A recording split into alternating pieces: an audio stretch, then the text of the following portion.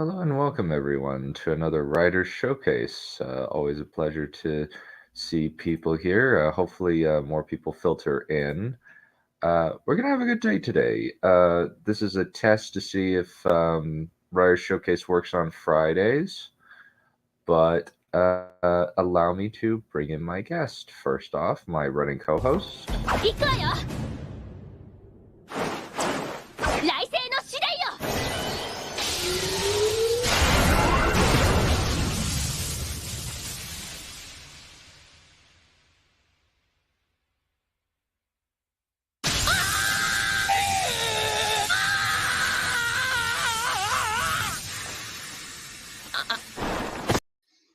Good afternoon, everyone. Hello. Yes, new avatar. Yes. Oh, haven't you had that for a while? Yeah, I have, but I haven't used it yet. I think That this makes is the sense. first time I've used it on stream. Oh, cool. Nice. Well, please welcome our good friend Crow.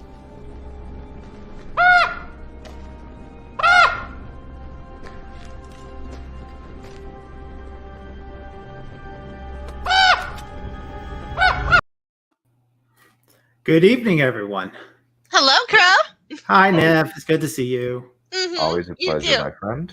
Yeah, it's nice done. Alright. We also have our friend Carl Saylor.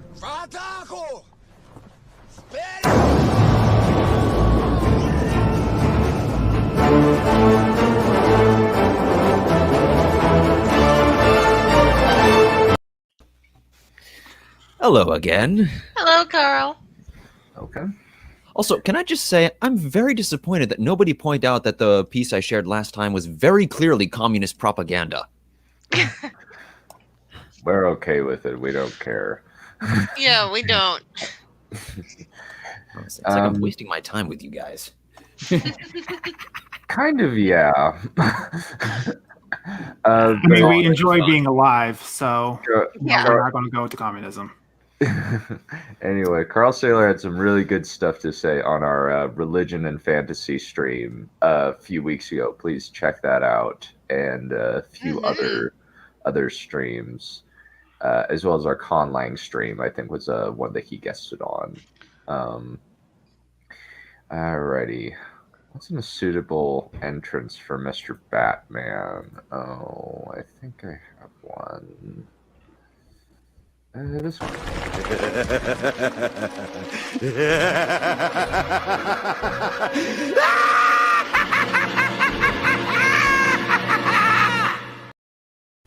Hello. Yeah, that works.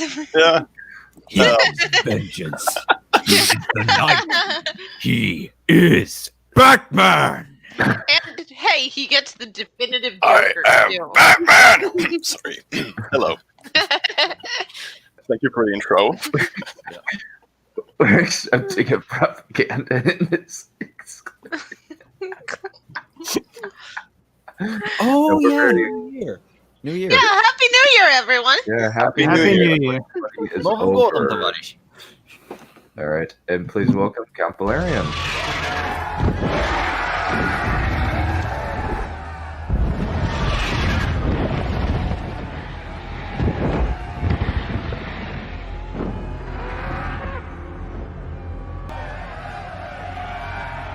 Shapka reagis anhan reagis andate.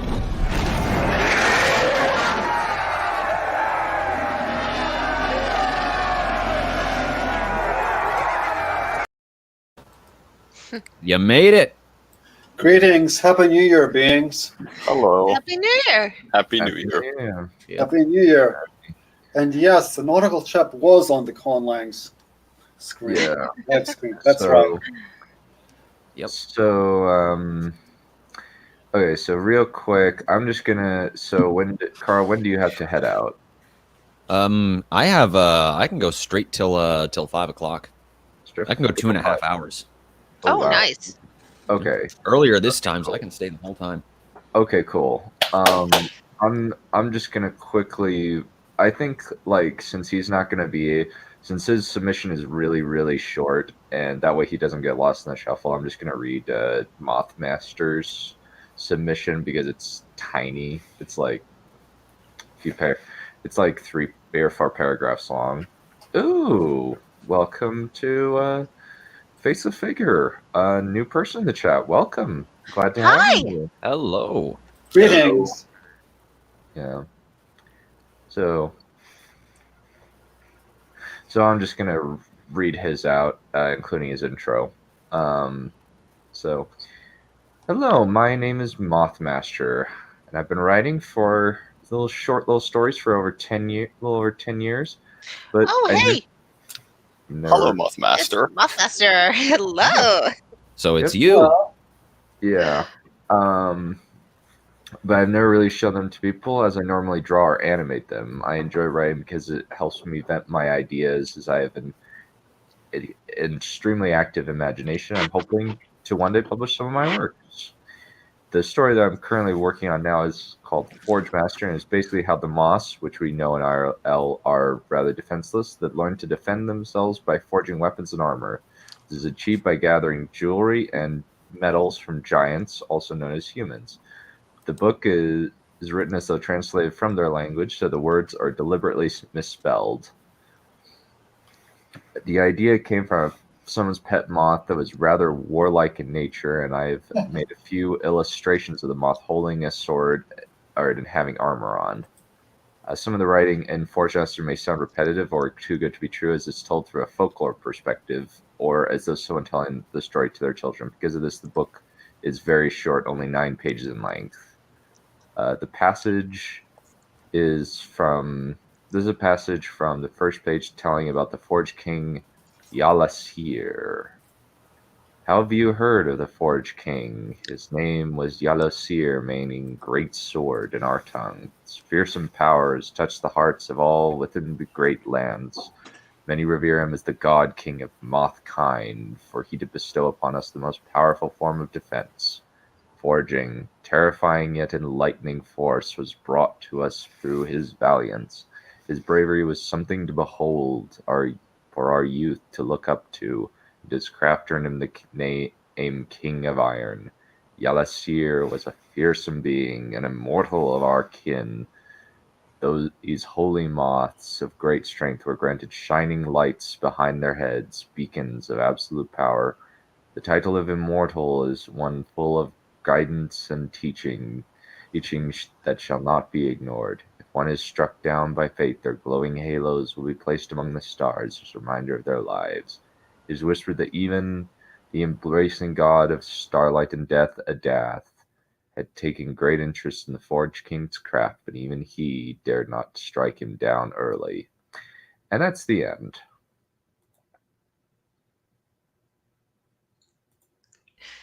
I really like that. Yeah, Very there's nice. some good It's- stuff. Mothmaster. Mhm. Nice and atmospheric. Yeah, Yeah. it's great. You Yeah, did a very good good. job, Mothmaster. Yeah, very good job, Master. It's definitely a good starter for a short story. It feels very much like kind of the story of Frith from Watership Down. Yeah, it's similar feel to it because of the folklore, mythological aspect to it. Yeah, It felt very fairy tale esque, but not like in a bad sense. A very good, like in a fairy tale in the good sense. Yeah, I really enjoyed that. yeah. So- I could definitely see this getting like drawn out into sort of a Tolkien-esque or a C.S. Lewis style way, sort of like where they're telling the story, but there's also asides to a reader. You know? Yeah. Yeah, he's been at it since 10, apparently. Oh wow! Long runner. 10 years. Nice. And if it is any consolation, I did not notice any of the misspellings. I didn't notice anything either. Yeah, it sounded fine. And to me. Nice. Well, hopefully this works out. Mhm. Well, I think Carl is next, and then Neph, then Crow, then Batman, and then Valerian. Sounds good. I have no Alright. problem with that. Yeah, so long as I'm on before like 4-ish, I'm good. 4. Well, Mm. my time, Eastern Okay. Standard Time. Okay, so that's in. 2 An hour and a half. All right, You can half go hour. right after me. Mine shouldn't be too long. Okay. Okay, So- so I don't mind okay. being pushed back. Yeah. Yeah. Yeah, I got all day, so if need be, I can go last. All right. Okay. I don't have to be like second or I can be third. I don't mind being third. Okay. Yeah, I'm impartial to when I go. Okay. All right. Okay, I guess I'm up next. This is also something from the sequel to my book, The Gates of Dawn, and it happens immediately after the piece I read last week. In fact, you may have remembered there was a character, Hobart Franklin, who was fiddling with a liquor cabinet in the background. You might not have noticed him, but he's going to end up being a little important, and this should tell us why. Bands of servants were still roving the corridors of the Dawn Palace, cleaning up the last few reminders of the horrors of the previous evening. Dried blood had to be scrubbed away, torn drapes and wall hangings had to be changed, wall panels where blood had soaked in deep had to be marked out for replacement. There was a lot of work to be done. Hobart Aloysius Franklin glided like a ghost through the hallways. Every now and again, one of the servants would look up and offer him a nod or a simple, "My lord." Moments like that only made Hobart more uncomfortable. He couldn't think of himself as Lord Franklin. Maybe in a few months or so he'd get used to it, but right now the shock was still too raw to bear any serious thinking on it. Worse than that, Hobart had managed to land himself in a position of prominence. With his best friend Percy assuming the rulership of Aurora, he had little doubt that people would soon identify him as a potential conduit to his ear. A supremely perilous position. Hobart picked up his pace, eager to be clear of the hallway. Most of these servants were new, summoned from lordly estates, ostensibly to make up the labor shortfall after the massacre. Of course, Hobart suspected that their real purpose was one of espionage. Everyone knew servants were the pawns in the game of spies between the houses of nobility. Who knew what manner of information they were harvesting, even at this very moment, or to what set of ears they would deliver it? I need to keep a low profile, he thought frantically. No, even trying to keep a low profile isn't safe. Even the meager act of trying to remain removed and aloof from the seething cauldron of espionage that was the capital could betray some crucial insight. Nothing I do is safe anymore. Finally, mercifully, Hobart slipped out of the hallway and into the room that had been his father's office only yesterday. According to tradition, every lord had a chamber in the Dawn Palace set aside for their personal use, though they were seldom used. Most lords preferred to direct their affairs from their own estates, and those lords who held military rank usually opted for their own offices in the military headquarters complexes. As such, most of the lordly chambers served as little more than dry archives or glorified storage closets. Only Lord Franklin had actually made significant use of his chamber in the Dawn Palace. Hobart looked about the small, windowless room. There were no glass candles here. Hobart's father had considered those a potential security risk. The wires, you see. And a small fireplace burned in the corner, more useful for the destruction of documents than for actual warmth, and whale oil lamps in each corner to light the room. The walls were lined with bookshelves, each one packed thick with loosely bound collections of notes and transcripts, the collected harvest of nearly 12 years of eavesdropping. This was the only place in the palace where he was truly secure. My lord? He hadn't even noticed Lucille, sitting at the desk in front of a large switchboard. She was holding an earphone against the side of her head with one hand and hastily scribbling notes in shorthand with another. Is something amiss? Hobart blinked and noticed that he was leaning against the door, as if to hold it closed against some invading foe. Not only that, but he was breathing terribly heavily, and sweat was beginning to gather on his forehead. He must look of fright. It's nothing, girl, he said, more hastily than he would have liked. I'm simply feeling a touch exhausted. It has been a dreadfully eventful day. Lucille nodded and set the earphone aside. I've transcribed the conversation between my lords Kallstrom and Stolos. She passed him a sheet of notes. Would you care to review?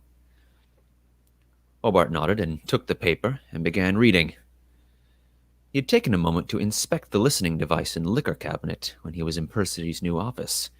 Evidently, it was in perfect working condition.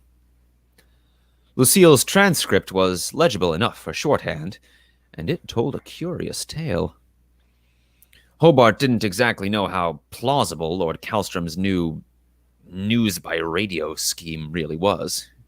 He'd never had much of a grasp of the science behind this sort of thing. But a wide-eyed dreamer like Percy would make an ideal ally. Or an ideal stooge. The game has already started. Kallstrom's ultimate motivations were transparent enough, of course. His father had managed to get his hands on a number of bank transcripts, all of which told of a long parade of poorly timed investments. Small wonder it was that Kallstrom was eager for state capital to fund his project. His own finances were in a ruinous state and rapidly growing worse. His intent with the radio business was clearly, first and foremost, a means to try and puppet his affairs back into liquidity. He was still dangerous, of course. The specter of imminent bankruptcy had a way of spurring people to acts they might otherwise consider unwise. With this being Kallstrom's last best chance at financial stability, he could easily be driven to desperate lengths to ensure his project's success. Others at court would surely stand in his way. Lords Downing and Alaban, in particular, owned a number of news journals and would likely not appreciate a threat to their market. Still other lords, greedy Blackpool in particular, would be happy enough to see the radio news idea work after all, assuming they could claim the profits for themselves. And with the enterprise centralized in the hands of the state, Percy and Hobart would be trapped right at the epicenter of all the infighting and backstabbing, and Dawn only knew what else. For a moment it seemed to Hobart that society itself was like unto a pyramid, a great writhing pile of human flesh, each wretched soul scrambling over all the others to reach as high as it could. To falter even once was to be plunged utterly into ruin, never to rise again. And right now, he and Percy were the two luckless cunts sitting right at the very top. There was nowhere left to go but down. What do you make of it, my lord? Lucille asked. It's too early to say with certainty. We need more information. Hobart set the transcript down on a table before him. A yellow paper was lying beside it. A telegram? Its seal had already been broken. What's this? Hobart asked, picking up the paper. Ah, yes, Lucille nodded. A gentleman delivered it while you were out. It's from your cousin, Horace. My cousin who? Hobart knew of nobody named Horace, certainly not any blood relation of his. But then again, the lineages of the houses of old nobility were tangled to a maddening degree. Previously unknown relatives cropping up at uncommon moments was hardly unprecedented. Horace Franklin, my lord, Lucille explained. I believe he's your second cousin once removed. He writes to offer his condolences and to inquire as to when he is expected in the capital to be invested as lord of the House of Franklin. Hobart was stunned. Someone else was offering to assume the duties of Lord Franklin? He'd never even considered the possibility. He could quietly slip away from the capital, back to the family estate in Bren, leave this wretched den of spies for some other fool to fret over, and take the rest of his life at his ease like a contented country gentleman. It was everything he ever wanted. That's just what they would expect me to do. Hobart was suddenly aware of something. A niggling little doubt gnawing at the back of his mind. No, something was definitely amiss. This whole situation felt terribly wrong. Some relative he has never heard of suddenly appears and generously offers to lift the cares of the world from his tired shoulders. No, there was certainly some hidden purpose at play here. The telegram was already opened. Hobart's gaze shifted to Lucille. No doubt she'd been the one to open the telegram. So she was reading his mail now? Aye, and maybe passing its contents to other parties. Well, then again, perhaps whoever delivered it had broken the seal themselves, thinking to sow discord between Hobart and his trusted servant. The possibilities were all there, dancing in Hobart's head like shadows in the flame, each one blending into the next in a haze of convenient plausibility. Well, Lord Hobart Aloysius Franklin was not so easily confounded by shadows and secret schemes. He crushed the telegram in his hands and tossed the yellow ball of paper into the fireplace, watching carefully as the mound slowly blackened and crumbled into dust. "Shall I give him your answer, my lord?" Lucille asked. By her tone, she understood perfectly what the response would be. "Whenever you can get around to it, there's no need to rush these things," said Lord Franklin. Yes, it was Lord Franklin. There we go. Interesting political. I have this character written in my notes. He becomes this character's personal Lavrenti Beria. Oh, and if you know anything about Soviet history, you should be very, very terrified. How close of a comparison is he going to be? Like, is he going to be like? Well, probably not a just serial child rapist. That might be a little over the pale, but he's definitely a spook. Fair enough. Actually, come to think of it, Yezhov might probably be a better comparison. Yeah, Beria was a bit too common in that regard. Yezhov was the vanishing commissar. Ah. Yeah. We've all seen the comparison pictures where the guy standing next to Stalin who isn't there in the next picture. Yeah. Oh, yes. Oh. He's the guy responsible for the Great Purge of 1938, but managed to get it passed off on his boss because nobody wanted to admit that anyone had done anything wrong. Dang. Yep. I expect that. Oh, Soviet bureaucracy was a hot mess from the jump. But this is more like British bureaucracy. Well, that is one of the major influences on the on Aurora. The it's very sort of a British Empire. There is meant to be a certain amount of that God is an Englishman, that sort of Rudyard Kipling attitude about it. God is an Englishman. In spite of all temptations to wander the nations. Yeah. I also I liked how the Franklin's, let's say, descent to accepting power was like very contingent on like him setting the stage for himself and realizing like what he can do and what he should do, and like it felt like a fairly natural progression. Yeah, it certainly did. Yeah. Yeah. Mm-hmm. Yeah. Thanks. Interesting. Yeah, I think this I do get like the sense that this this Franklin guy is very very driven character, though he seems like he kind of like has a twisted Hobbit sensibility, I guess. Like where he wants to be kind of like this dude on the farm away from like responsibility. But well, that is kind of his personal tragedy, that he doesn't really want to get mixed up in all this intrigue and business at court, but he doesn't know how to leave it alone either. Almost like Ned in King's Landing. Yeah. Sort of. Yeah, like his survival is contingent on how he does it. Yeah, it's a good motivator also. Yeah, it is. In the snake pit. Yes. At least like he's kind of like a country nobleman who, not like a farm hero, but like he's like a guy who like would like to kind of be outside of the politics.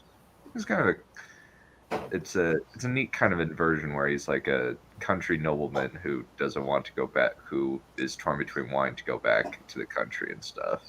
That sort of makes me think of a bit like, I think Cicero, towards like the end of his life, was like hanging out mostly in his villa, but still influencing Roman politics.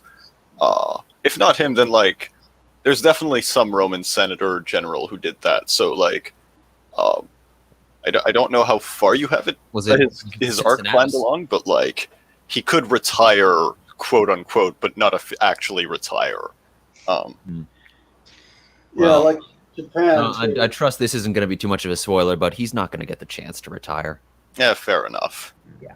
Oh, Yeah, no, fair that's enough. ruined. Yeah. Very. My turn? I think Balerion was next, was he? Yeah. I can yield to the lady Neph. I don't have to go. Oh, no, it's fine. Go ahead, Larry. Go ahead. Yeah, you got somewhere to be in an hour, so let's make sure Yeah. we clear you before that Yep. becomes a problem. Well, I'd just be AFK, that's all. AFK-esque. Okay, I'm going to do the parody that I did on Halloween. And this is the one I did on Halloween. It's called The Quest for Sauron's Diary. Let's see what we have here for the preface. I like the title already. The title alone is amazing. I'm sorry, can we get the title one more time? Was this the evil one? Yes, it's that one. But we're going to start at Nice. the beginning. Let's see. In this thrilling saga of daring do, two young heroes undergo a trial by fire, pursued by nasties and other horrors, and accompanied by a wise druid, a babe, two brave warriors, a stalwart dwarf, a pair of elvish elves, and a bevy of cliches. They traverse a wilderness of dread and are caught up in a battle unto death between light and... you fill in the rest. Prepare to be spellbound by the masterly hand of best-selling legend cranker, generic fantasy author. That's capitalized. Who will lead you through a terrifying dimension of bathos, for which you will pay the ultimate price, making quite a lot of money for generic fantasy author in the process. But this pales in comparison with the horrors that await when he begins writing sequels. Click below if you dare. Okay, Chapter 1. Fred and Bozo are bored. In half a moment, I'm clicking on it. Fred and Bozo Hosanna were bored. Bozo liked it that way, for he knew that any adventure they ended up having would be even more appallingly dull than their current meaningless existence. He also knew that there was something that kept him apart. Was it the clown makeup? Or the words, "I am an elf," that had been found written on his arm when his foster parents, Fred's real parents, had found him? Nah, it was probably the clown makeup. Fred thought adventures were way cool, but otherwise had no personality. One day, a mysterious old man in a robe came to visit them. "I'm a druid," he said. "Cool," said Fred. "He would be," groaned Bozo under his breath. "You two are the most vitally important people in the world," continued the druid. "You alone can save the world from the evil that has already engulfed it, leaving only 7 people free from its dominion. Plus assorted extras, of course." "Totally cool," said Fred. "Yeah, right. As if. No way," muttered Bozo. "I can't tell you more at the moment, for that would violate the formula." Where are we? That would violate the formula. Besides perhaps actually preparing you for the horrors you are about to face, said the druid. You'll soon know all too much. I must leave now to face my tenure committee. Pack your bags and get ready to go to the city of the dwarves. And with that, he left. That's chapter 1. Chapter 2. These are pretty short chapters. Bozo is even more bored. Fred faints. Fred and Bozo packed. Fred Hosanna was excited. Bozo wasn't. He knew only too well how the narrative would work out. They left a note for their parents. We've gone on an adventure. All sorts of horrible things will happen, but we'll become totally famous heroes. It won't matter that our grades are crummy anymore. As soon as they left their quaint rustic house, they suddenly felt a terror so intense that Fred fainted. A black shape was coming towards them. Was it a Nazgul? A skullbearer? A credit card CEO? It was all of these and far more, for it was a nasty. Is this where I use my magic? Mumbled Bozo. You don't have any magic, said Fred, recovering from his faint. You obviously haven't read enough of these things, said Bozo. I think I'll take out these apparently useless bits of gravel I stuck into my pocket and throw them at them. Works for me, said Fred as the horror became even more horrifying and came closer and closer. It was black and ugly and had bad breath, and it was undead and had lots of hit points. And it was made in Hong Kong. Bozo threw some gravel at the nasty, and it ran away crying. Well, that got that out of the way, said Bozo. Wow, that was totally cool, said Fred. Whatever, said Bozo. They traveled a while longer, but this part was really boring, so we'll skip on to the bit where they get attacked by highwaymen and get rescued by the bluff, hearty guy. Ho, ho, ho, he laughed heartily, extending an enormous hand to each of the brothers. Well met, Fred and Bozo. I'm Bluff Hartibor. He would be, muttered Bozo. Thanks so much for saving our lives, sir, said Fred. Did you think he wouldn't? Inquired Bozo. Ho, ho, ho, laughed the hearty guy, annoying Bozo immensely by clapping him on the shoulder. I'm to be your guide to the dwarves, or more specifically, the dwarf. Dorklumpin. Cool, said Fred. The good news is this guy will probably die, whispered Bozo to Fred. That's not very grateful, reproved Fred. He annoys me, said Bozo, but the narrative requires that we travel with him. Fortunately, the girl should be turning up soon. Which girl? Said Fred Hosanna. The love interest, of course, said Bozo. I wonder which of us will get her. That is one of the few things that aren't predictable in this genre. Ho, ho, ho, laughed Bluff Hartibor. I will spare you the rest of his dialogue. Bozo gritted his teeth. Want a couple more chapters? Sure. Chapter 3, Dwarves Are Jerks. Dwarves are jerks. The girl didn't turn up yet. The insufferably hearty guy led the brothers to a dwarf village with some boring name or other. Ho, ho, ho, etc., he said. We have to meet the dwarf in a scuzzy bar. Cool, said Fred. But where are all the women? There aren't any, said Bozo. If you ask me, dwarves were a bad idea, but I didn't invent the genre. They went through some back streets till they reached the scuzzy bar. A bunch of people were killing each other, but the companions ignored them and headed for a table where a sodden dwarf was seated alone, drinking. Ho, ho, began Bluff. Shut the F up, said the dwarf. Grumpy? Inquired Bozo. We need you to go on the bluff hearty guy tried again. Screw you losers, said the dwarf.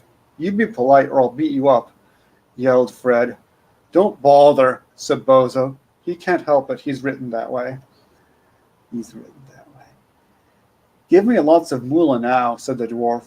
By the way, I'm Dork Lumpin. We knew that, said Bozo. Why should we give you moolah, you jerks? Asked Fred. You need me hell, said the dwarf. Not really, said Bozo. You're pretty expendable, but this chapter's boring the shades out of me, so let's get a move on. They did. All right, chapter 4. Who gets the girl? Who gets the girl? As they traveled, they saw a beautiful woman weeping. She has a nice figure, said Fred. You're not supposed to say that, chided Bozo. This is fantasy, not soft porn. I'm having a fantasy right now, said Fred. Don't be an idiot, said Bozo. You hurt my feelings, said Fred. Sorry, said Bozo. This is where I act sympathetic and we bond and whatnot. I love you, said Fred. Yeah, but I'm not interested in the girl just now, said Bozo. I've decided I probably do get her after all. You see, I'm the descendant of, well, never mind, I'm probably not supposed to know that yet. What about me? Said Fred. I want to get a girl too. You probably will. Your father is probably king after all. I forgot that. Shut up, you idiot, said the dwarf. Fred trasked him. They went up to the girl. I'd say came up, but someone might take that the wrong way. Oops, sorry about that. Boo-hoo-hoo, she said. A lot of boring political intrigue, but the long and short of it is that they're trying to force me to marry some ugly old evil guy for political reasons. Never mind the details, said Bozo. Let's move on to the love interest bit. I don't care about that. I'm too innocent and stuff, said the girl. Yeah, right, said Bozo. They killed all the bad guys. Bozo and the girl didn't have relations, but she joined the party, and so on. Let's see. Shall I stop there, or do you want one more? Go for it. Fucking go for it, man. Keep reading. Keep going. This is amazing. Yes, it is. We all have to mute, or else you'll never be able to read because we're all laughing so hard. No. You needn't mute. You needn't mute if you don't. You can stop. Oh no! There's been several times when I've burst out laughing, and I would have laughed over you. I'm so. I'll just talk louder. Keep going. They saw a bevy. Okay, this chapter 5. Norks and nasties. Norks is spelled Gnorc, as in gnome plus orc. Very bad. Is that the whole actual chapter title? No, I'm just explaining the Norks part. Oh, okay. It would be great if that were that's the title, but it's not, sadly. Just Norks and nasties. They saw a bevy of nasty, scuzzy-looking little dark people. I'm scared, said the girl. These people look evil. They are, said Fred. All racially inferior-looking people are bad guys. Yes, agreed Bozo, but don't worry, they're just minions. They're essentially an imitation of orcs. Not a very good imitation, though. They'll all get killed. You're so brave, said the girl. By the way, her name was Lovalinda, if it matters, which it probably doesn't. Whatever, said Bozo. Ho, ho, ho, said Bluff. It's been 20 minutes since we had a fight. Ho, ho, yo-ho, me hearties. Just go out there and get it over with, said Bozo. Prowess is your only redeeming characteristic as far as I'm concerned. Ho, ho. Why grumpst thou, my friend, said the hearty chap. Just because I'm in a stupid store doesn't mean I have to like it, said Bozo. Well, apparently. Doesn't mean I have to like it. Fred looked in marvel at Bluff's swordplay. I wish I could be like that. You will, said Bozo, but you won't have as much personality, which is probably actually a good thing. Suddenly a nasty attacked them from behind. Bozo didn't have time to throw anything. but Fred drew his sword and killed the cheap, ugly computer terrifying monster. How did I do that? He wondered. Of course your sword's magic, stupid, said Bozo. Meanwhile, the dwarf was taciturn, which was just as well. And that is chapter 5. That was silly. Yeah. I love it. They're just knockoff orcs. These are all gonna die. Remember, kids, minion lives don't matter. Yeah, they're not bad guys, they don't matter. Let's just not go to Balerian's world. It is a silly place. Very silly. You don't want to go to Dunn's Dragon Blaster world either. It is a silly place also. That's an incorrect statement. On the contrary. I Well- want to live here. Sometimes silly is just what the doctor ordered. Yeah. It is a silly place. I didn't say it was bad. I just said that's a statement of fact. Yeah. Ouch. I think you guys are overhyping the Dragon Blaster. Oh, absolutely. I think you failed to understand that this is one book and one book only. There is- It is now. Once The Hobbit was only one book, and then the next thing you know, the new Hobbit turns into Lord of the Rings, the greatest fantasy novel of all time. So You might find that as you edit it, you get ideas for continuing it. Not really, no. I've been editing this for a little bit, and I'm just like, there is no more that I can do with this concept after this one book. Tolkien thought that too, not to put pressure on you or anything. Well, Wonderful fan. it's just like this is inherent. This is an inherently limited concept. It's just a bunch of teenagers fight a bunch of what is it? Mechlord Knights Templar, Mecha Knights Templar, and who are trying to resurrect a bunch of evil demons who the original Dragon Kings locked away hundreds of years ago. Well, when they finish that, they can do something else. That's There true. is. Yeah. I'm not really interested in doing more with this, honestly. I think that just one is probably fine.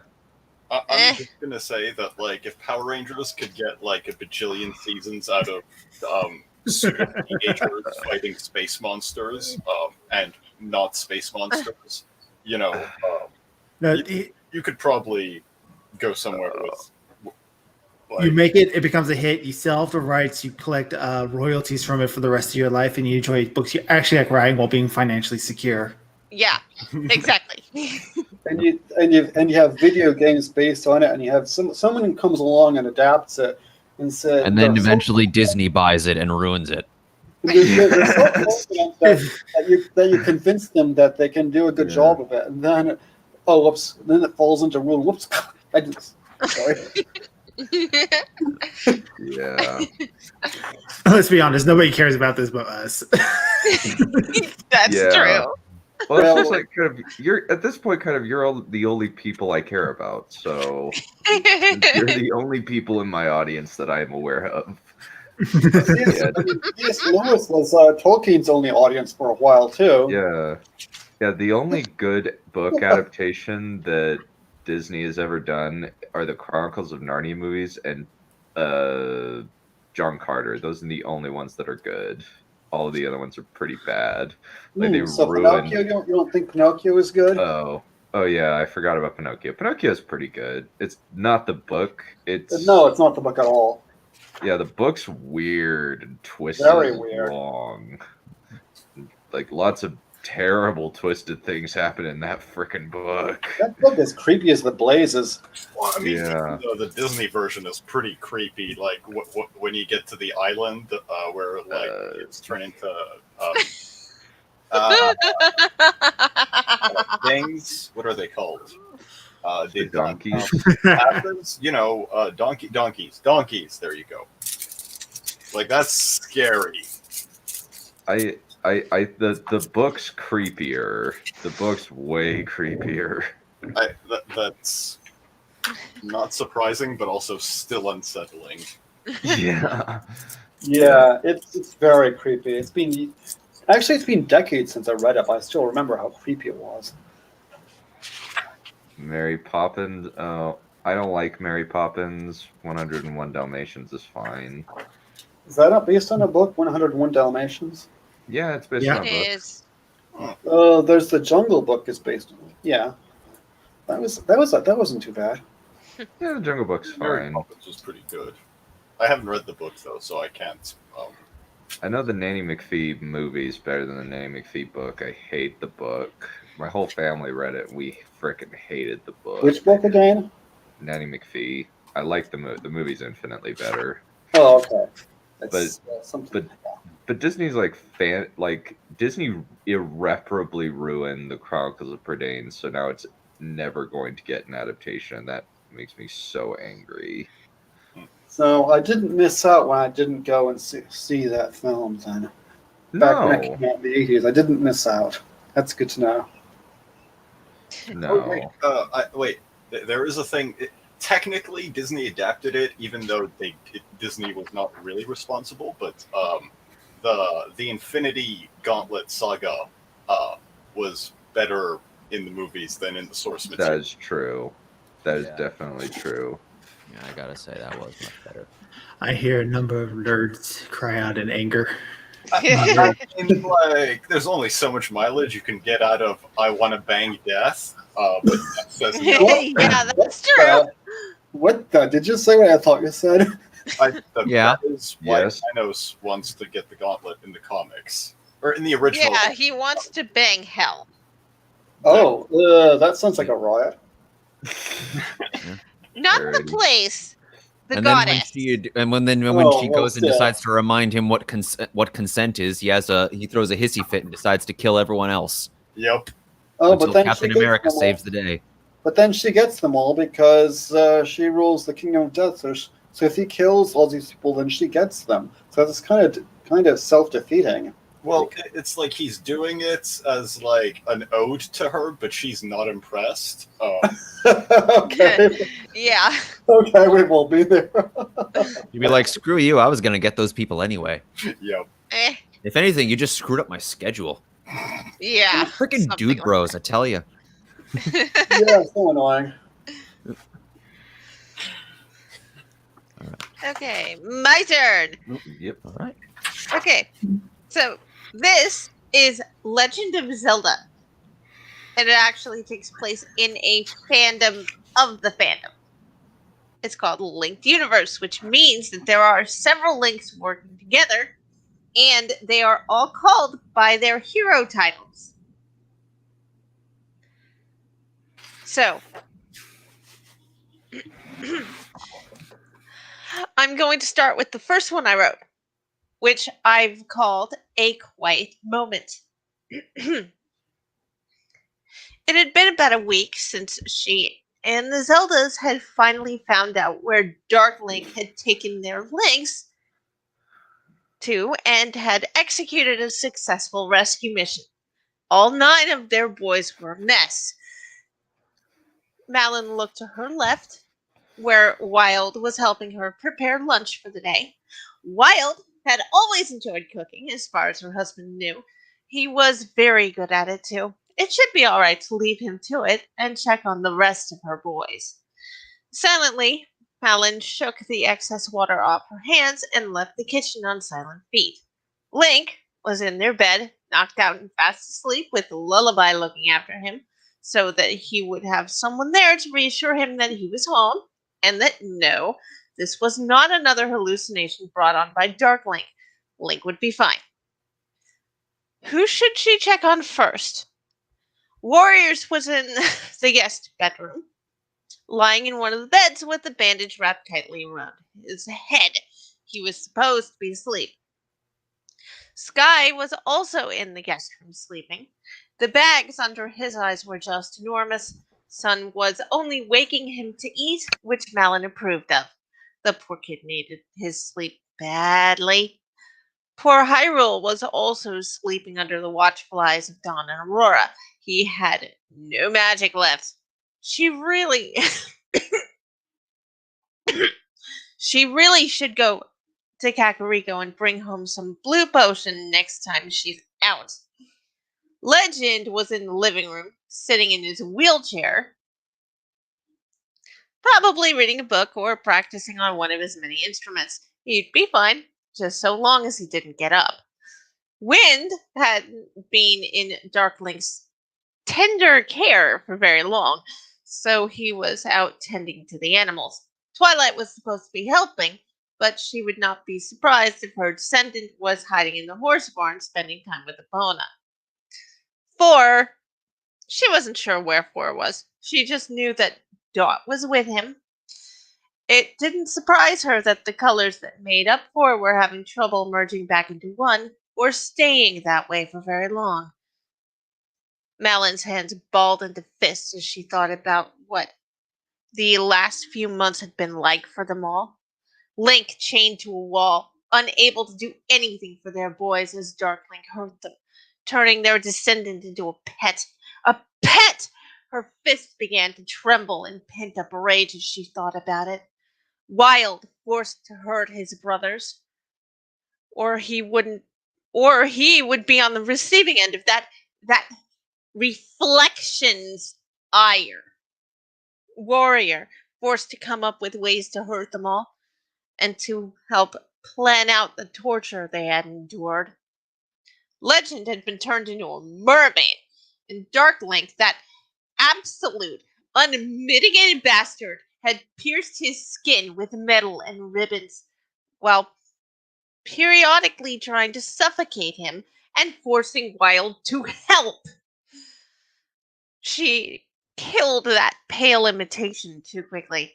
Just thinking about what all her boys went through made her want to kill him again. Wind gave her a wave that Malon returned when she stuck her head out the window to check on him.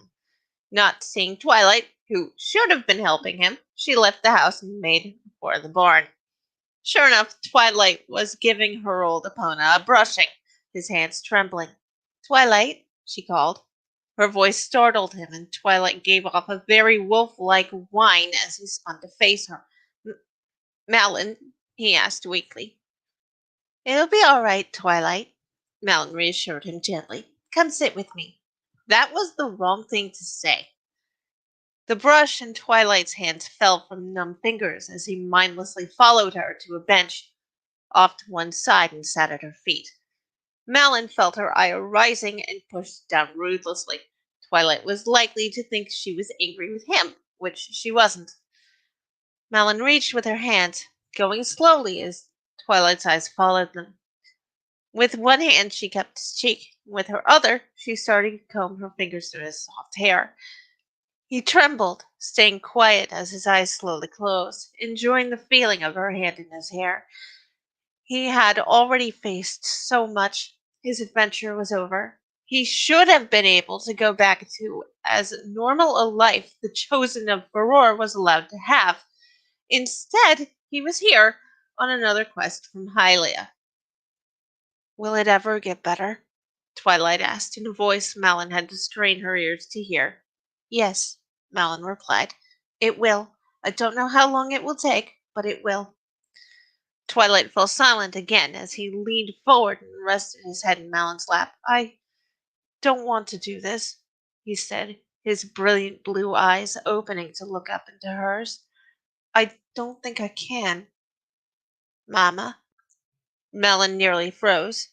"You are one of the strongest people I know, Twilight," she praised him gently, her fingers still running through the silky strands of his hair. "I know you can do it." Fragment 2. Link and his wife chat. That night, Time was watching Malon brush her hair in the usually comforting silence. When she spoke, breaking the norm. "Link, we are adopting those boys." Time chuckled, almost under his breath. "You're only adopting them now?" he asked. "I've been calling them my boys in the letters I write to you while we aren't here for a long time." He gave her a grin when she met his eyes in the mirror. "Besides, one of them doesn't need to be adopted." Malin shook her head. It doesn't matter. Time laughed happily. I'm glad we're on the same page. A shiver went down his spine. But it's going to take a while for all of us to get over what Darkling did to us. Is that why you haven't taken that manacle off your wrist yet, then? Malin asked, as she turned to look at him rather than use the mirror again. Time wrapped a large hand around the manacles. Yes, I'm afraid. You know what he did to Twilight. And I will kill him again if he tries to take any of you. Malin scowled. You're still listening to him. It was either do what he wanted, Time paused, shivering again, or he was going to take the fierce deity mask from me. You know how powerful that mask is, Malin. I can't let it leave my possession.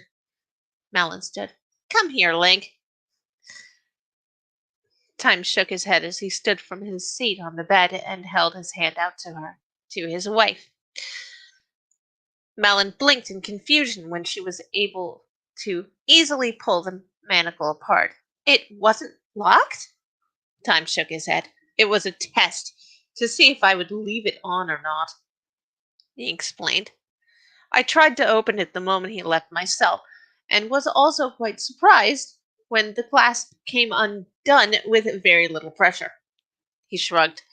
Dark threatened that he would take the mask from me if I didn't, and he didn't ask me to do much of anything, unlike what he did to Wars and Wild.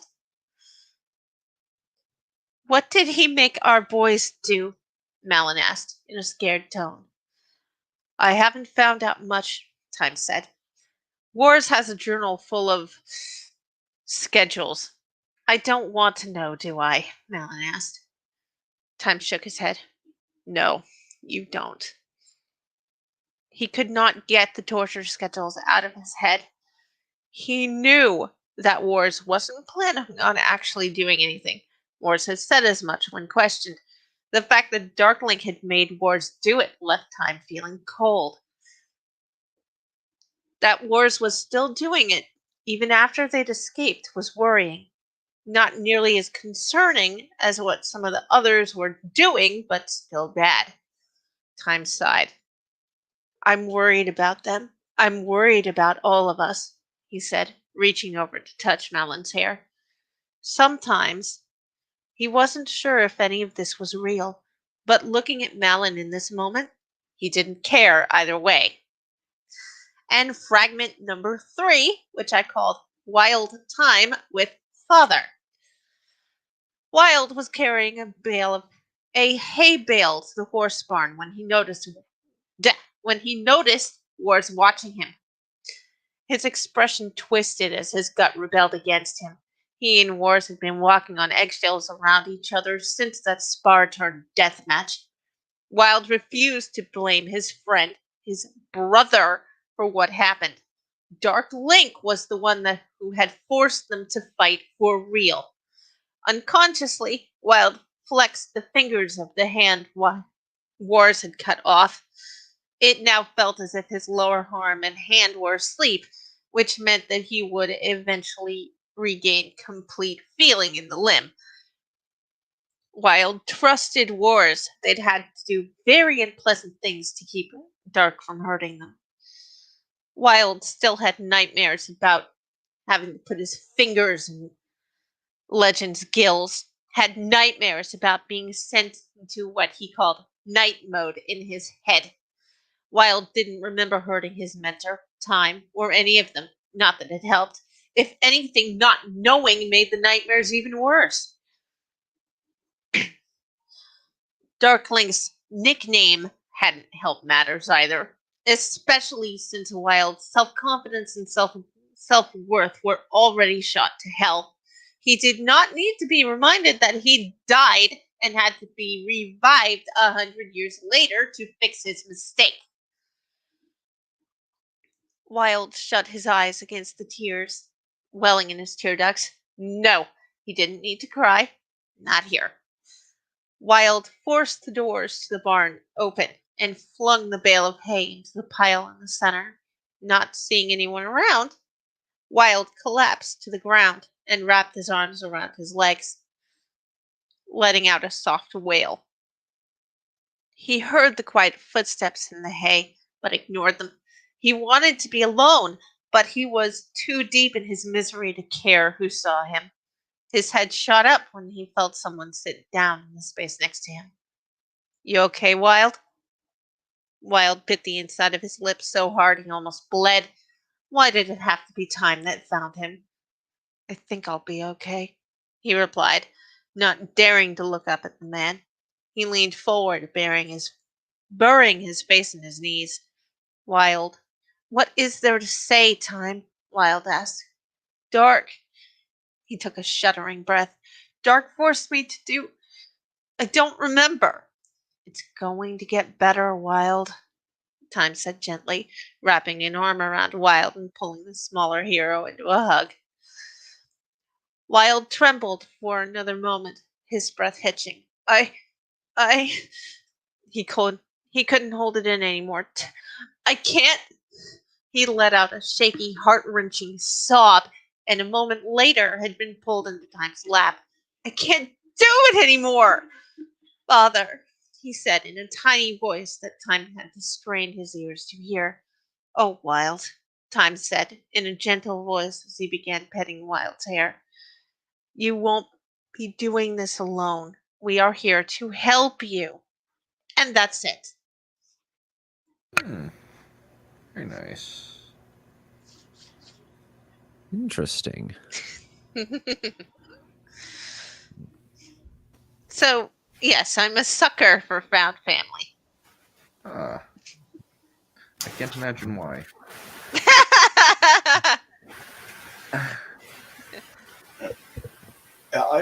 I haven't played any Zelda games, so this is very confusing, but it was interesting. And feel bad for Lynx. Feel like they've been through a lot. They have. The AU of the AU that I'm writing for has them all trapped in Dark Links, which we call Dinks, tender mercies for several months in the water temple from Ocarina of Time. Oh, good lord. Yes. And they've all been fairly badly abused, except for Wind. Oh, is that the torture schedule? Yes. Yeah, okay. That must be a riot. Yeah, it is. I'm having a lot of fun doing it, actually, and I don't usually do that because it makes me cry. Oh, cool. So, yeah. Yeah, from what I hear, that's not too surprising. Yeah.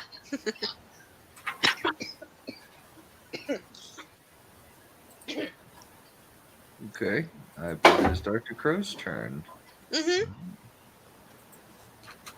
All right. So, one of the projects that I've been working on recently is about to come to its full circle and start to be, I guess, produced. So I'm going to show that off. Cool. I'm going to share my screen here.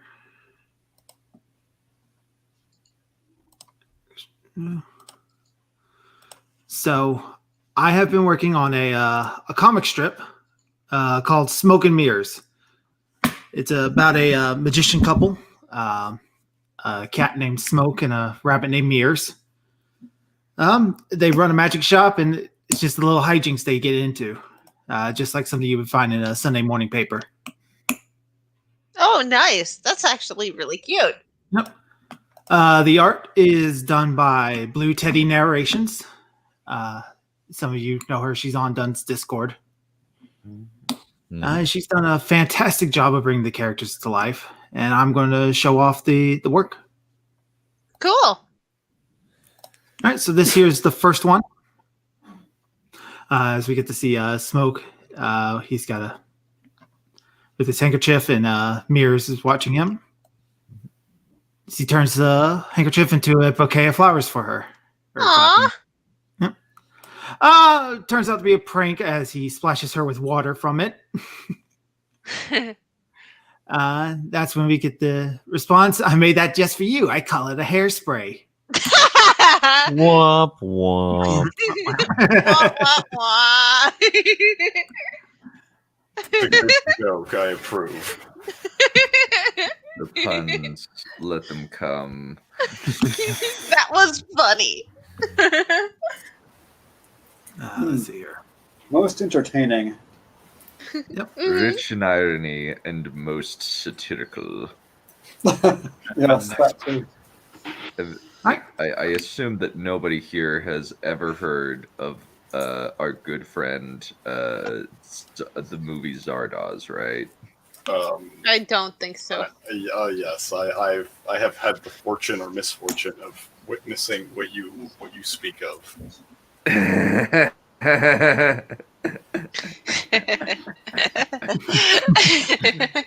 is a Sean- not answer. Yeah, What? I think that was a pretty clear answer. it's Sean Connery in a mankini. Any movie. Yeah. Hmm. It's pretty glorious.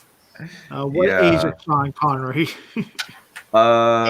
James Bond Mid era. 40s. Oh, all right, so the one that people would Mid-forties. actually want to see in a bikini. Got it. Well, he kind of still looks really ridiculous. I mean, it's a mankini. It's going to look ridiculous. Red mankini. Yeah, a red mankini with bandoliers all over his chest.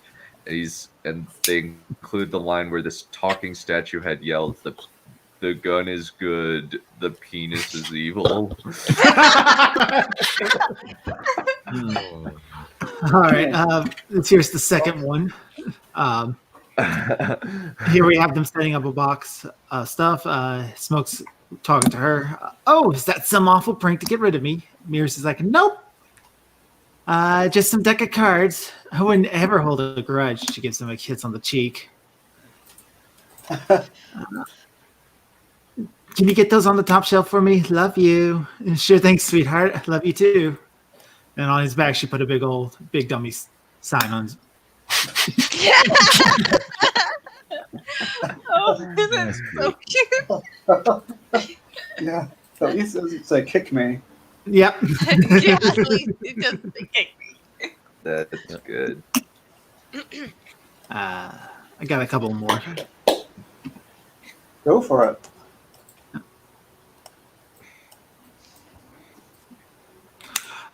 Here on this one, we got Smoke looking into a mirror.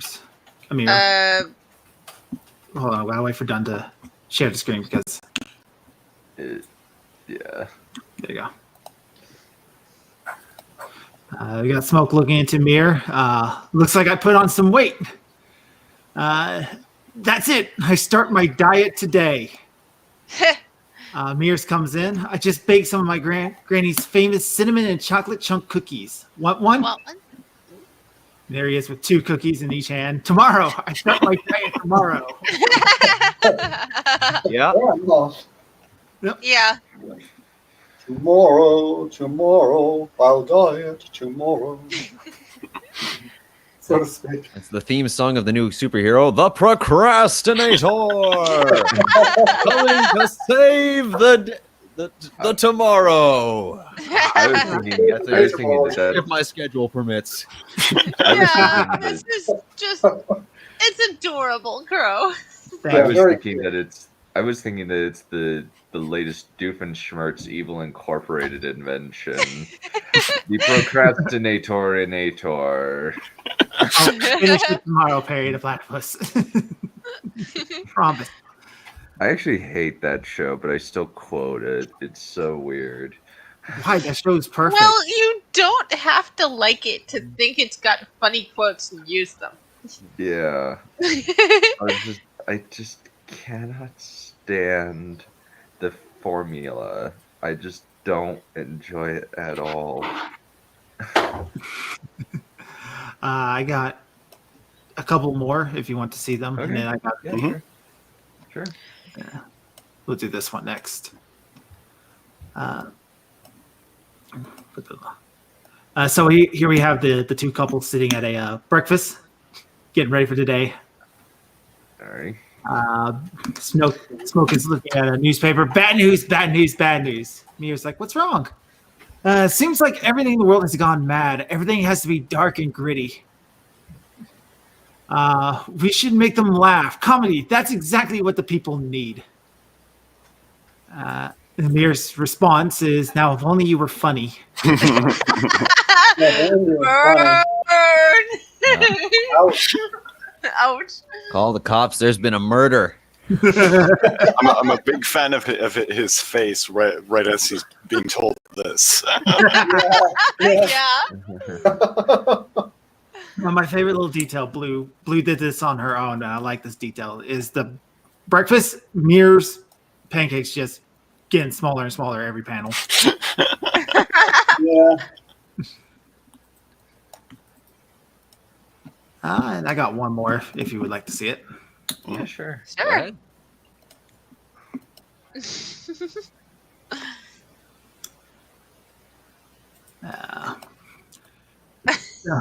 Miriada doing another magic trick. So with a wave of my hand, and I pull out a little baby rabbit. People love it. With Mir's response is, honestly, I prefer the old-fashioned way. It's just a zoom in of them both blushing. Mm. Aww. Aw. Aw, So cute. they really do care. Yeah. He's got Adorable. expression on his face too. Yeah. You can just tell that he's smiling. Yep. And outside of some character reference sheets, that's all that we got ready. Blue's hard at work making the next issue, some more character reference sheets for other characters that are going to show up. And once we Nice. get a banner done for the publishing website we're going to be using to get this out, we'll start uploading them weekly. Oh, Nice. cool. Good for you. You guys just got to sneak peek at the first 5 weeks. Yay! Nice. That's Sneak awesome. preview. Yeah. So unless you want to see the art Blue's done for character sheets, character references, that's all else I got right now.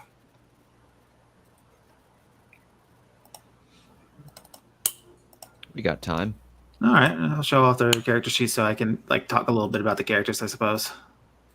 Sure. Ooh.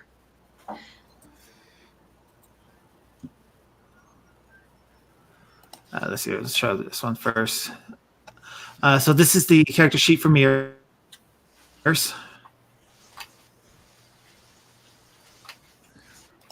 Make sure done. Wait for done to throw it up.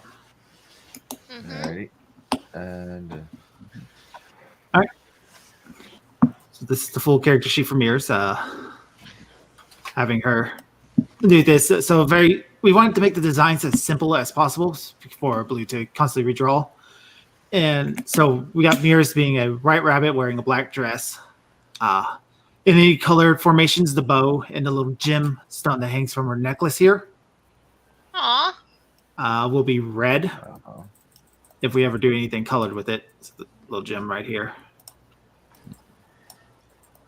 And then we have Smoke.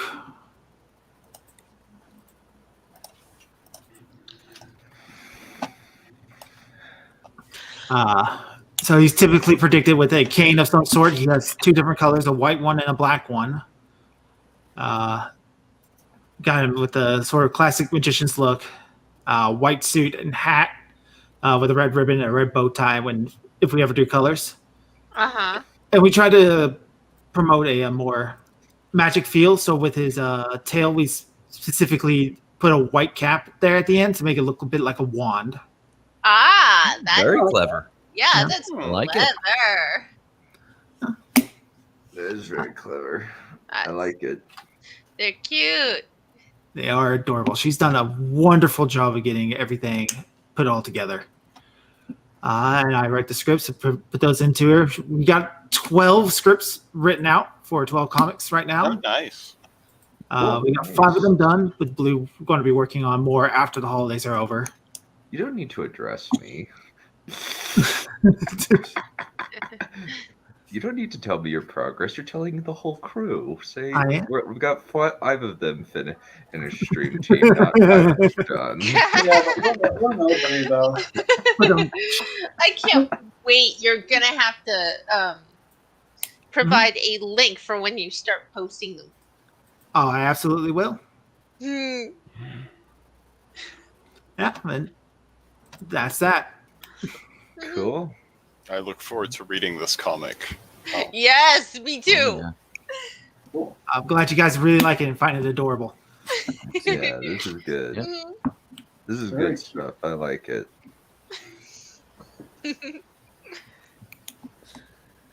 All right. I guess you're up, Bats. Oh, all right. 1 sec. So, just a quick preamble. This is the first chapter for a story I'm writing, which I came up with these characters in this chapter after I'd written a bit of the story, and I'd realized that nobody in my story thus far was likable or heroic. So I sort of wrote these characters in to sort of make myself feel better and to have people that you don't instinctively hate. Yeah. Also, there's a bit of swearing. Should I like just ignore that? Like, should I not swear? Like, yeah, should I replace those swear words with like more family friendly stuff, or It's like it's not like honestly. It's irrelevant to me, honestly. Okay. Fucking All right. go for it, man. Okay, fair enough. So there's no chapter title thus far, unfortunately, but yeah. So yeah. Shit. That about summed it up. Graf was surrounded by, and quite literally wading through, a stream of crap. You try to get nice things for your friends, nice dinner, fancy food, fancy people, a chance to schmooze, but no. One stray cat and we're off to the sewers. Just a little further, and Audrey announced as she led him and Halim through the sewers. The main drain is just ahead. I don't think the main drain is what's responsible for this, Graf replied as he felt a soft lump of matter catch his thigh underwater. He felt the pressure of the matter slide along his leg. It stopped near one of his pockets, and after a rather violent kick, he felt the heavy lump slowly ooze around his leg and slide off, as though something was unblocked. Graf shuddered and tried not to think about it much. The cat they were looking for had led them on a merry and playful chase, or so Graf suspected, and Audrey herself believed so. You could never resist playing the hero, he thought. By the 4th hour, Halim, the final member of their trio, had telepathically told the girl and her bemused father that they would have found the cat by morning. They were now mostly through their 12th hour. It was so simple. A cat stuck in a tree. Halim tries to reach it, and bam! It scampers off through the city, and now, instead of a boring-ass reception with fancy food and trite talk, we're playing the hero in our parade uniforms. Up ahead, they came to an opening, and Audrey stopped suddenly, bracing herself against the portal. She looked up and down, then turned towards them. With some apprehension, she asked, "So, which one of us brought a rope and hook?" Graf almost face-palmed, but he stopped himself right before he got muck on his face. "I did," Halim, the elsewise silent monk, told them telepathically. Graf looked at him incredulously. "Wait, but you can fly." Halim nodded. "Yeah, but I can't carry the both of you." "I'm no damsel in distress. Heroes don't need to be carried," Audrey declared imperiously. "I would have gladly been a damsel in distress before wading through a river of shits," Graf intoned somewhat bitterly. "I'm not a cab service. Besides, Audrey's right. This cat is totally just playing with us." "I know, right?" Audrey said as Halim passed her the rope. She grasped the portal firmly, and before leaning over the edge asked, "Someone grab hold of me. I don't want to slip and be in distress," trying to sound as posh as possible while she smirked. Both men chuckled, and Graf grasped her arm firmly as he braced himself against the wall next to the opening. Audrey whirled the grappling rope and sent it flying. There was a loud clang, and Audrey tugged on the rope to make sure it was secure. She handed the end to Halim, who held it taut as he braced himself on the wall opposite Graf. He inclined his head towards the entrance. Holler when I can fly up. Audrey went first. As she shimmied across, she looked down at the chasm below. All along the walls, a series of drains fed their refuse down into the seemingly bottomless abyss. Looking like some withered, malformed skeleton, scaffolding ran along the walls. From the ceiling hung a patched and rusted series of platforms. I'm pretty sure you'd need to be a cat or a bird, or have the powers of one to make your way safely across without tools, Audrey thought. Across the great drain, she could see scaffolding reaching into the sewer tunnel that fed its refuse. Further up and along, she thought she saw the scattered remains of a walkway. Above, she beheld nothing but stone walls, ceiling, a manhole with a series of rungs that led to nowhere but the chasm she occupied, and the swirling waters below. Why are we doing this again? The self-appointed heroine asked herself, before responding, again, to herself. Graf was miserable at the party. He needed an excuse to get out of there. Besides, saving a cat from a tree may be generic, but it's heroic. Yeah, but are you getting Graf out of there and being noticed by a knight purely for his sake, or for your sake? Audrey's silent debate reached its inevitable conclusion the moment her feet were planted on the relatively solid ground offered by the rickety scaffolding. Right now, the only thing that matters is finding that cat. Graf followed Audrey. I wonder if flight is a required skill for sewer operators, Graf wondered as he climbed up, keeping his eyes on the scaffolds above. His attention was focused on the colorful things therein. Audrey's uniform. Red trousers with yellow lace, a dark blue coat edged with yellow above a red-edged dolman. It looks almost presentable. Almost, he thought, noting the dark stains and viscous clumps of matter. Well, this is definitely different. I just hope we're not planning any more trips like this. Once he was up, he heard Audrey ask, "You good?" "Yup." She nodded and then cupped her hands around her mouth and hollered, "Yo, catcher of damsels, we're up!" Halim slowly began hovering up, looping the ever-slackening rope as he did. Looking up, he had to restrain his laughter. Whilst Audrey seems to be conversing with the cat they were hunting, Graf stood there, seemingly fondling himself. Both Halim and Audrey wore the uniform from their old grenadier regiment. Graf himself wore something a little more revealing. Black leather boots with red trousers that had been shortened to stop by his thighs.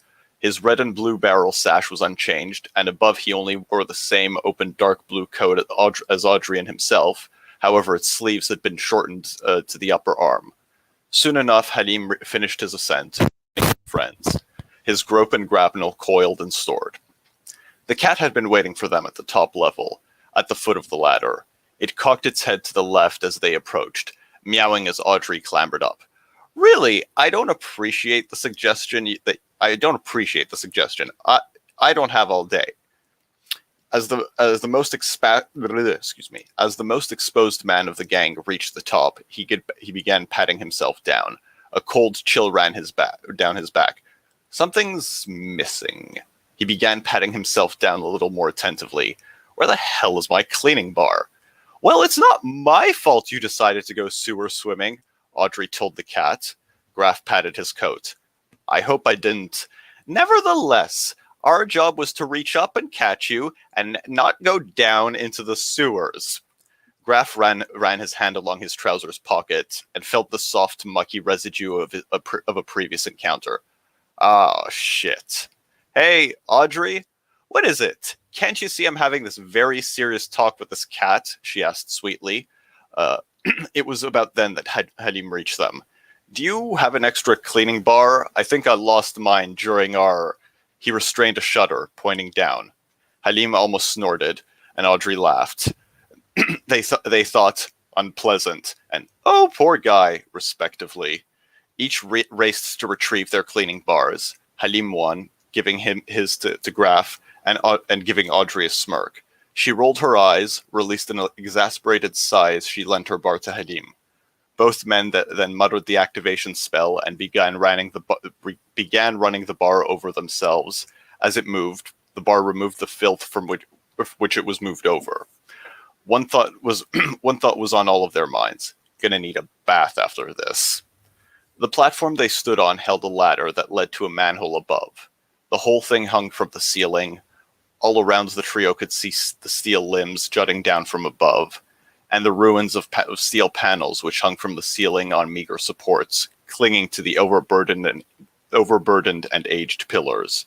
Audrey thought, it's as if it's afraid to fall into the chasm below. So, who's gonna carry? Graf began as Audrey shot him a look. Of course, he finished as he rolled his eyes. Hey, when we save a damsel, I promise you can carry her to safety. I know you're being honest right now, but we're totally going to insist on doing it yourself when it happens, Halim retorted. He's right about that, Graf admitted to himself. Although it's unlikely, but not unlike Audrey. I'll make sure to remind her of this. For her part, Audrey merely shrugged and put away her cleaning bar. She cooed at the cat, which half purred and half meowed in response as she picked it up. Graf went up the ladder and soon found himself beneath a sewer grate. Hey, Graf, Audrey began. Can you announce my arrival with the appropriate pomp and circumstance? I'd rather not draw more attention to myself than you already will, he replied, lifting the grate.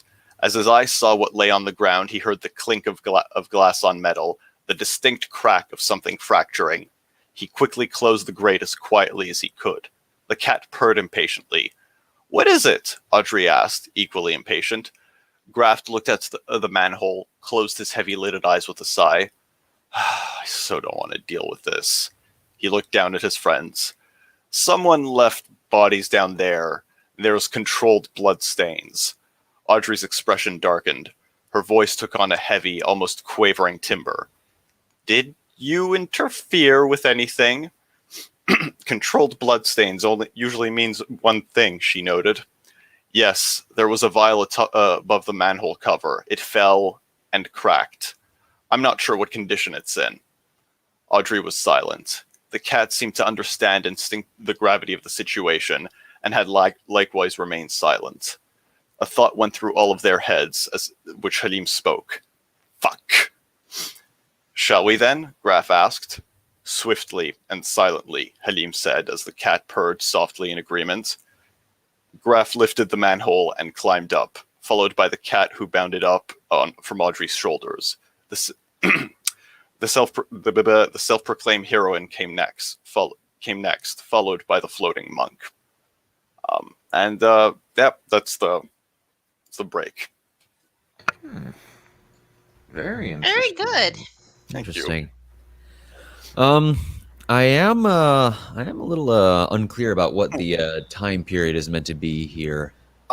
It's like supposed to be 17th, 18th century, but like with magic. So like aesthetically between the 17th century, but like you could argue up until the 19th century in terms of like technology and whatnot, magic. Yeah. I'm still figuring out the details, but yeah. Right. Admittedly, it's not explained that much in this particular chapter. Okay. The cat is very cooperative. Yeah. Well, I haven't decided. I think the cat is like not a regular cat. I just haven't decided, what it is exactly. Oh, that's interesting. But yeah, I mean, I don't think it's that relevant to the story. I think it's more just like, other than like the cat running around. But the cat's intelligence is incidental. Is more what I meant. Ah, okay, interesting. Yeah. I now that I'm reading it out loud, I think I need to redo my punctuation because I was having trouble reading it. I haven't had trouble reading it. Reading it in my head, but reading it out loud with the punctuation I set up has been problematic. So, yeah. Yeah, I find reading something out loud really does help you get your thoughts in order. Mm-hmm. You know, when you just read it in your head, it's still very much in your own mind. Just you, someone who knows all the backstory, someone who will overlook a plot hole here or there. Mm-hmm. But when you actually put it out there, so you're actually not just saying it, but hearing yourself saying a certain thing. That's when you really start to pick up on some things, and you can really edit your flow. Yeah, no, for sure. And I think it needs more work than I thought it did. That was fine. No sweat, man. That's all. I knew for certain that there would be gaps in mine because I'm not the only one writing it. Oh, interesting. But, yeah. That adds also another level of complexity when you're collaboratively writing something, because yeah, it does. It's like I can write stuff that's sad, but if it gets too sad, it gets to the point where I can't see because I've made myself cry. That's fair, yeah. Oh gosh, you're such a girl, Neph. What have I not been? Hey, don't knock it, man. I would hope you're a I don't girl. know That's that I've written weird. before. Yeah, you show the lead enough respect, young man.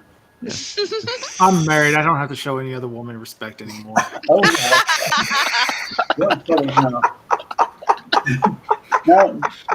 sorry, Neph. I feel like you. We know you're joking, Dr. Crow. I am? I mean, yeah, I am. Yeah, the wolf's going to change you to a jewel otherwise. Oh, please. Wolf is a tool and an adult. Oh, hi, Wise Wolf. How you doing? Or make him what? A eunuch? What do you think? What are you saying? That's all. Words coming from somebody who's going to get smashed in a debate later this month. Oh, Charles, I've read a book once. That's the thing.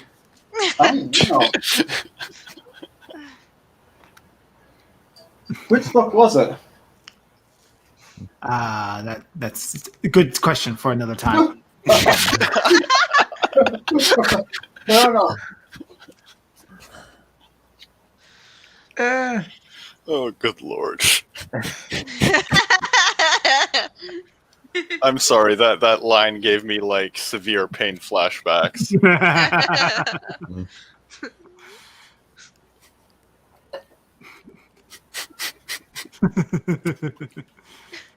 This is why I'm not allowed to come on the show anymore.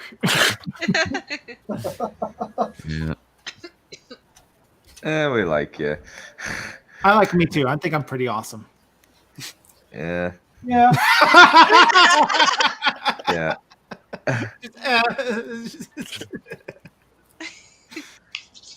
Yeah, we like you. We keep you around for a number of good reasons. Yeah. Very good reasons, too. Alrighty. Alrighty. The moment that the 7 people in the Dragon Blaster fandom have been waiting for. Yes. Yes. Yes. Are we getting a blaster today? It's weird. This is what I get for announcing a thing with a title called like Dragon Blaster in a Discord full of hardcore weeb addicts. Yeah, and then on top of that, when you read that thing yesterday, that was, not yet, last time, that was the clincher. You're doomed. Yeah, well, you promised us Mecha. Like, there's no way we're not going to be psyched. Yeah, I made the mistake of reading that in front of Drake the Duelist and me. So, and we were both like, we want to see this. No, we don't care how bad it is. We want to see it. Yeah. Well, Yeah. I've been on that hype it's train not too even. since the beginning. Well, it's not mecha. It's more like dragons just wearing Iron Man armor. It's dragon mechas. Read the damn thing. Dragons That's still pretty like. You say dragons wearing Iron Man armor just now? Yes. Yes, I mean, dragons you put wearing that line Iron in the Man. book somewhere. There's still giant things in power armor punching each other, right? Like that's It's not giant. They're like As far as I'm They're like- concerned, if it's over 3 meters tall, it's a giant mecha. Yeah. it's defined. So how much is that in feet? I never took. I Uh, never 6 looked. feet. About 6 6 feet. It's No, about 6. no, Yeah, they're no, about Nine. no. 3 meters is actually more like 9 feet. Yeah. Yeah, Let's go with You're- 7. I'm wrong. Let's go with 6 feet. That's reasonable. They're all 6 feet. That's about as tall as they are. Okay, 2 meters then. Dragon Pilot, what I think that show was. Oh god. I mean, there's a lot of Dragon shows. Booster. There's Dragon Booster, which is basically racing dragon. They're racing dragons like racehorses. No, Netflix has an original anime where these girls pilot dragons, but in order to get into the dragon eats them. It's a weird war thing. It's No. Okay, let's see. How much of this should I read? all of it, especially the parts think- that haven't been edited since they were originally written. Well, the thing is, I've spent the last 5 days editing this like crazy and trying to get up to the 80-page mark where it's originally at. I guess I can read 7. I guess I can read a couple chapters. They're not very long. Okay. So who here has at least listened to the hour-long reading that I posted a few days ago? Other than Not me. I I was missed that. there, so yeah, you were Yes, there. we were there and we almost died. I'm not sure if I caught that stream. I think so. It's 50-50 fine. and chance. we almost died because we were laughing so hard. Yeah, I had to call Yeah. 911 at one point. Yeah. 2 points. actually. Alrighty. Damien walked into its orthodontist appointment feeling apprehensive. He was hoping the doctor would tell him the deadline for getting his braces removed would be May. Tell him. Oh, that's terrible. Oh, Is that in the script? no, that's not in the book. For getting his braces removed would be a reveal. That's a terrible sentence.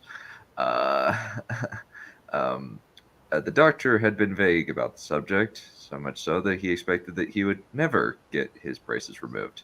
Ah, Damien, Dr. Jock, Ox said as Damien approached the desk. I'm glad to see what happened. He asked, looking shocked. Damien groaned. His appearance had changed dramatically over the past few days. He had grown an astonishing 8 inches over the past week, and his hair had only shiny red lines in it mixed with black. I've been going through some changes lately, he said.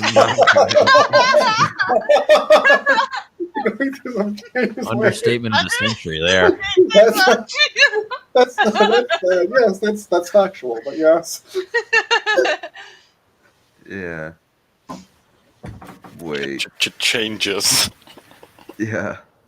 The fact that there was a man, the fact that Dr. Jock, a doctor was named Dr. Jock was not lost on Damien. Wait, I'm reading this on my Google Doc. Is this?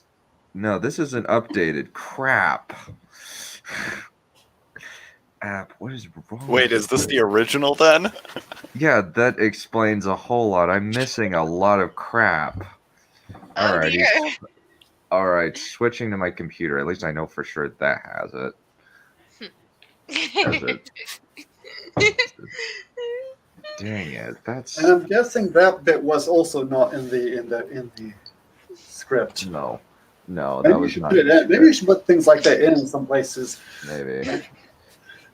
I thought it was flawless. Right, I thought I edited this bit. You could have the omniscient narrator say that from time to time. Yeah. Oh, okay. So No, that would be a that riot. explains. Yeah, that explains a lot. Yeah, this stupid thing on my iPad hasn't been updated. I don't know why that is. Okay, since there's a line, And in there, like, since right after Dr. Jock, he's like, at Damien approached the desk. The irony that an orthodontist had received a name like Dr. Jock from his parents wasn't lost on Damien.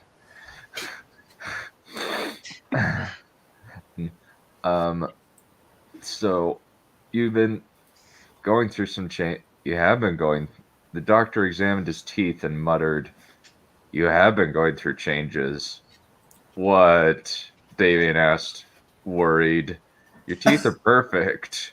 Dr. Jock sounded both offended and amazed.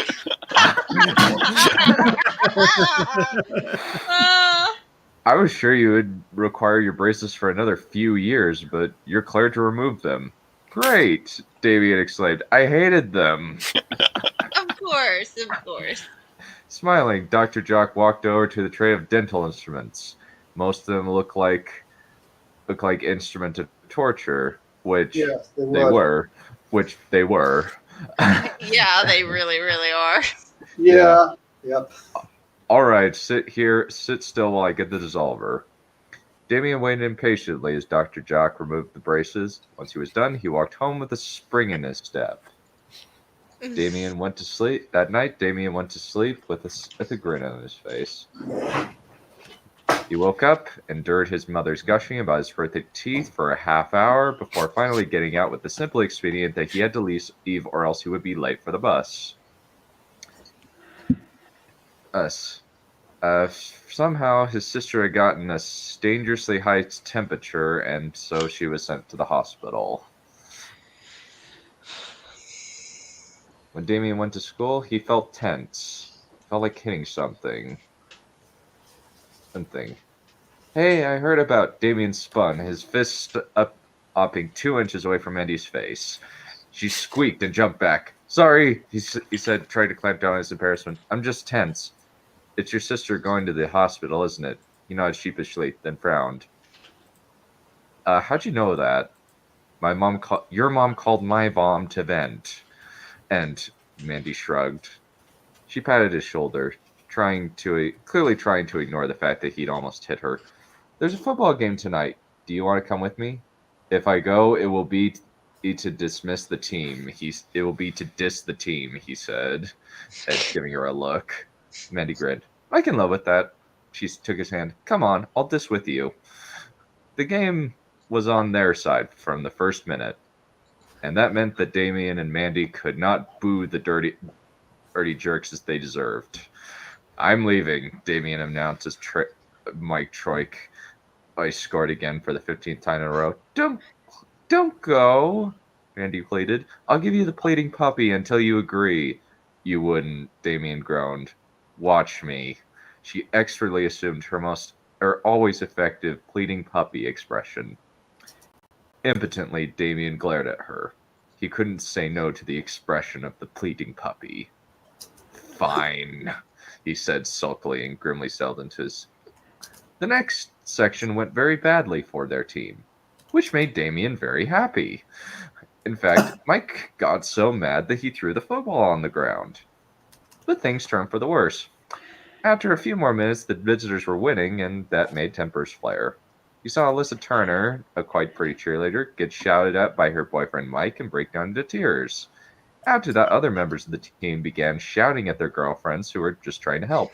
Several very attractive ladies of not terribly stern stuff were reduced to tears, while others of stern stuff shouted back and stormed away. It was the kickoff again, and the quarterback threw the ball. For whatever reason, the ball went wildly off course. It shot toward the cheerleader section, and in its path was Alyssa Turner. Damien stood up automatically, focusing on the football as if he could stop it just by looking at it. Look out, Alyssa! He shouted. Alyssa turned her head. Just as the football exploded, fire instantly disintegrated the leather football to ash right in its tracks. Damien gagged. I got to go. He said, turning around and grabbing his backpack. Looking concerned, Mandy opened her bag and started fishing around for medical supplies. You have a headache? Bad stomach? No, I just need to get the hell out of here. He desperately... Ian rushed out of the stands before anybody could do more than start muttering, "What a weirdo." What a weirdo. We've all been there. Yeah, we have. Damien ran like a coward, trying to get away from the astonished look on her face. When he finally got a safe distance away, he leaned against a wall. All holding up his head in his hands, he muttered, "This can't be happening. This can't be happening," over and over again. After he was too tired to think, he laid down on the bed and fell asleep. When he woke up the next day, it felt like it was hot as August. Mom, he said when he came down for breakfast, "I feel hot." "You look hot, honey," she said. Yeah. Patting his giving his cheek a peck that made Damien cringe. Then she blinked. "Damien, you're burning up." "Care to see what my temperature is?" he asked. Damien dashed for the medical cupboard, fished out a thermometer, and nearly jammed it into Damien's mouth. She shrieked when she saw the temperature. "Jared!" she shrieked. "Damien's 109 degrees!" Ooh, yeah, that's bad. Dad did not wait for Damien to say he was fine. He just rushed into the car, then drove into the hospital and called the desk for the doctor. The doctor put his hand to Damien's forehead and put him on a stretcher and wheeled him to a room. In short order, they pumped him full of anesthesia and put him under some kind of powerful sleeping pills, and he remembered nothing more after that. Damien woke up feeling groggy and downright horrible. He looked around and found the doctor sitting in a chair. "How long do I got, Doc?" he joked. It was a family tradition if you get sent to the hospital. If you get sent to the hospital, you ask how long you have left to live. The doctor snorted. "You're as healthy as a prime bull, son," he said, then frowned. "It's odd, though. Your body temperature is unusually high, but you seem healthy. I have a suspicion that you are not a normal kid." "Why?" Damien asked, immediately alarmed. The doctor checked his nose. "A normal human being would be basically dead at the temperature you're at. And recently, your sister was sitting here with a temperature of 105 degrees. 125 degrees. Yikes, Oh, yeah. that's good. Yeah, she should have been fried by that. Yeah, her temperature only exceeds yours by 10 degrees. Groaning, Damien put his head in his hands. "Do I have to stay here, essentially in prison for the foreseeable future until you find a cure or whatever?" The doc stretched out his hand, put it on Damien's shoulder reassuringly. "Damien," he said, "you and your sister should be dead now. You might be carriers from new disease, so we can't let you leave until we're sure it's not contagious. Uh-oh. Oh, dear. If we can discover what makes you and your sister immune to this new virus, it might help prevent other people dying." Damien groaned. "So when this disease or whatever thing I have starts infecting the area, you're going to use me as a vaccine farm?" The idea was both awful and hilarious to him. "We'll need you to stay here for a while once we're sure we're perfectly fine," the doctor said, as if he had not opened his mouth. Damien considered making a rude gesture at his back, but discarded the idea. Instead, he turned on the CD player. And as he always did when he listened to music, he began clicking his fingers. After a few minutes of listening to music, Damien started to notice a charred smell in the air. The blanket was smoking. Alarmed, he threw the blanket off him and leaped off the bed, trying to find where the smoke was coming from.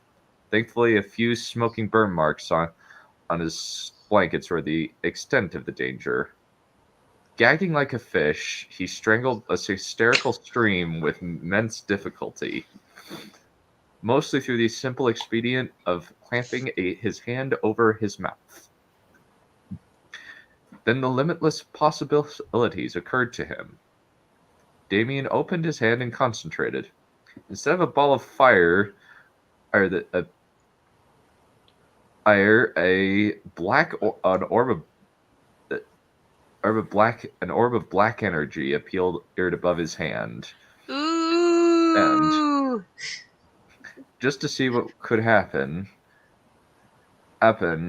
Damien increased the size of the energy ball.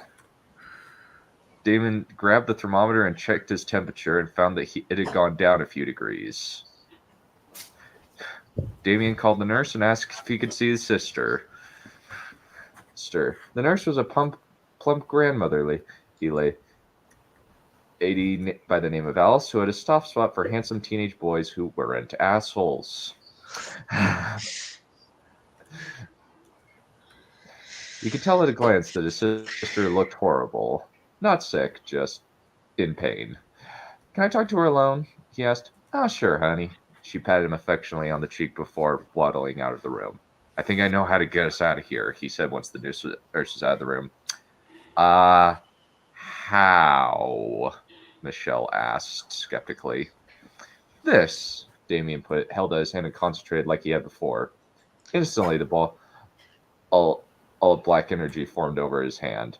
What the hell?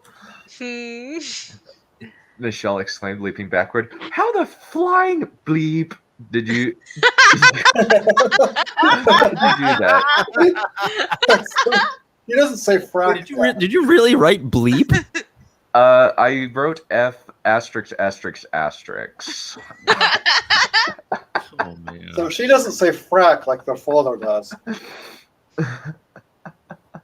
That's Just a generational thing. No one says Yeah. frack anymore, man. Yeah. Damien let it fade away. I just concentrated. I made it work, he said excitedly. I think you can too. Okay. Michelle's tone was still skeptical.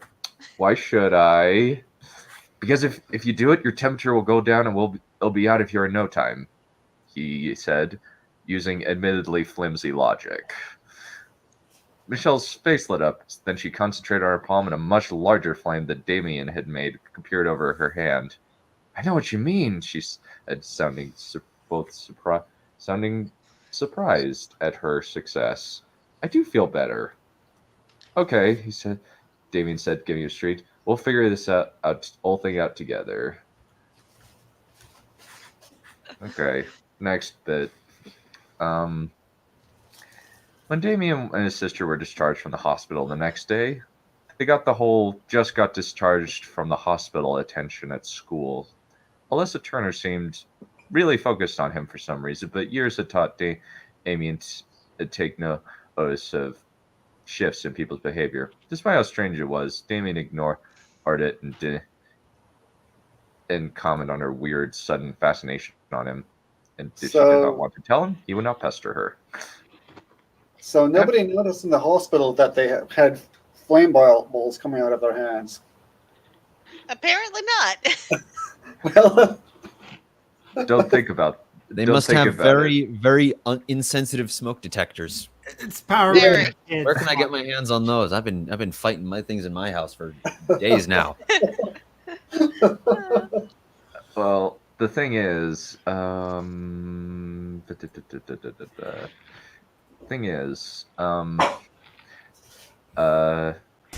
This is a film about space wizards intended for children. You make a valid point. I probably need to fix that, but I guess I could always just put in the omniscient narrator saying, yes, why did the smoke detectors not work? I should probably fix that. yeah. Yeah, you can just Yeah, I could just use the omniscient narrator as a gimmick. Yeah. Or you can have like a nurse complaining to a doctor in the background as the brother and sister are leaving. Like, I caught someone smoking in their room. We got to change the smoke detectors. Or something. Maybe Yeah. Dragonfire doesn't work on. Maybe smoke detectors can't detect Dragonfire because they're magic. It's magic. Maybe. Actually, Ooh, yeah, look at that you. could be an interesting plot point if it doesn't Yeah, it generate could be. smoke. So you can do that, or you can have the omniscient narrator say, yeah, blah, blah, blah. So, you can even have him say that literally. Yeah. Or you could have both, because we can smell it, but the detectors can't detect it.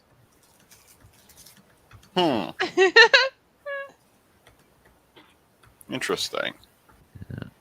Where am I? Yeah. I just barely wrote this in. I'm not including this in the story proper, but it bears mentioning that the great smoking mystery was never solved. There's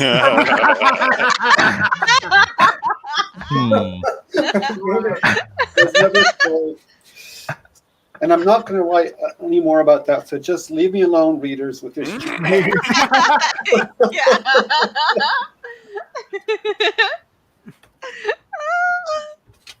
Self-aware stuff is just so funny. Yeah, meta is always a riot. Don't bug me for more stuff. You're not going to get it. Here's what I Be just happy you're getting added. what you got. Yeah. Yeah. After school ended, Damien was opening his locker when someone tapped on his shoulder. His shoulders rose, then stopped. Also, he made himself turn slowly, even if he went a bit fast. As if he went even a little bit fast, he was most likely to hurt someone. It was Alyssa Turner holding her books and looking determined. "Hey, Damien, right?" she asked. He nodded. "I need to talk to you." Damien followed, bemused and getting more and more apprehensive with each step. They were going toward the beach bleachers. Damien thanked his maker, whoever that may be, probably not he, that none of the football team was practicing at that time. Once they were next to the stand, she turned to him and gave him a look suitable for some new animal that had been recently discovered. "Do you have anything to do with the football that exploded before it hit my head?" she asked. "I have no idea what you're talking about," he lied automatically. Anytime he heard any questions like, "How did your experience change? What did you do to make your hair shine?" or worse, "Are you free on Saturday?" he just came up with solid lies. The whole... Wait, he doesn't want to date anyone? Yeah, screw the thing about the smoke detectors. That is the most inaccurate thing in this entire story. A teenage boy who is not crazy for the ladies? Yeah, what in the world? Not your story is completely accurate. We got some problems with the Dragon Blasters and some of the realism. He's a nerd, so... No, it has nothing to do with the fact that they're turning into dragons. It has to do with the fact that he doesn't want to get laid. Oh. Yes. He just hasn't found the right one.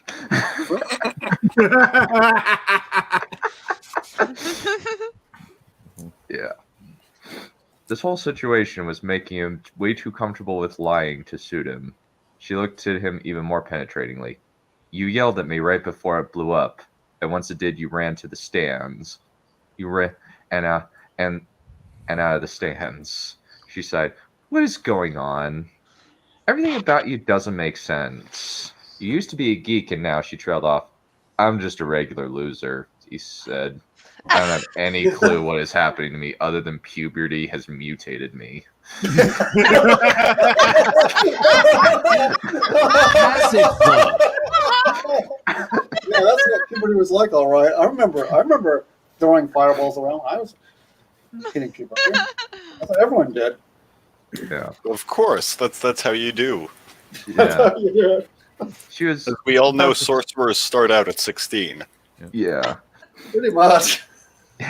He was about to say something. She was about to say something, maybe comforting, maybe more questions, but Damien cut her off. He didn't particularly want her sympathy or further interrogation.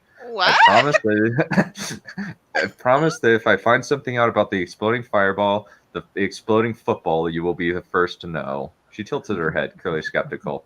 "I know you're lying about something," she accused. "I don't like when people keep things from me." Now it was his turn to tell off. Damien wasn't a big fan of lying about big things like this. It made him uncomfortable since he was a really bad actor.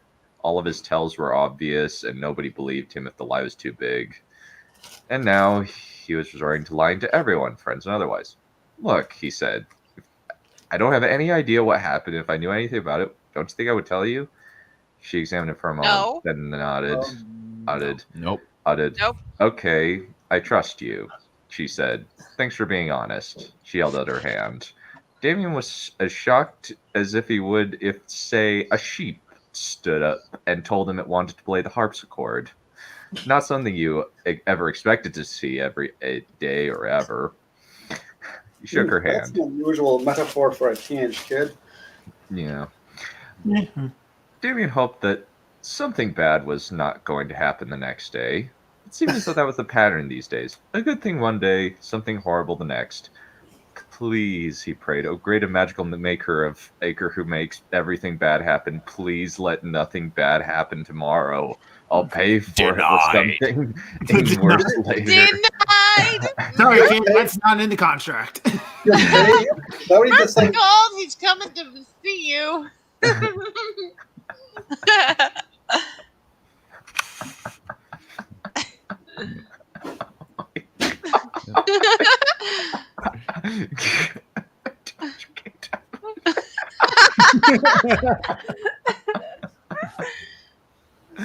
Yeah, good point. What was that? I just missed it. Girlfriends are take too much for game time. Oh, good lord. Well, Crow's married, so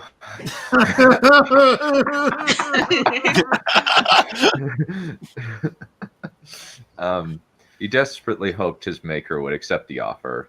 Apparently, his maker found the offer lacking. Yep, called it. Yep.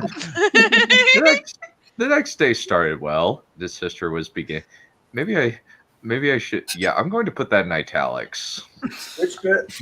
Alex says, apparently his maker found the offer lacking.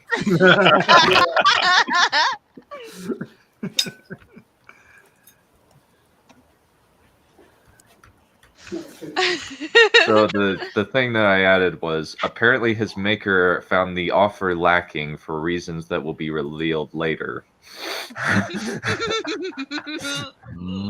The next day started well, with his sister beginning to accept that it was pointless to get rid of the game, so they kept playing. It wasn't fun, like it should be. It was stressful. The pressure on Damien and Michelle made it so that every time they failed to get through a level, the stress mounted. Nevertheless, he went back to school feeling hopeful that the offer was accepted and the stress was as from the game would be sufficient. Nope. You're late, Uh-oh. Mr. Mirren said when he got to class. Maybe Mr. Mirren had been a SWAT or Navy SEAL sergeant in a past life or something. That would account for him as acting like a douche. Damien bottled his anger and put it in storage for someone he could legally unleash it on. Like a boss of Dragon Blaster.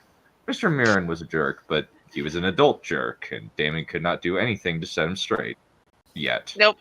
Maybe in a few years. When the rest of the class trickled in, Mr. Mirren yelled at them for being late. Then he calmed down and went to teaching the lesson. It was just the calm before the hurricane.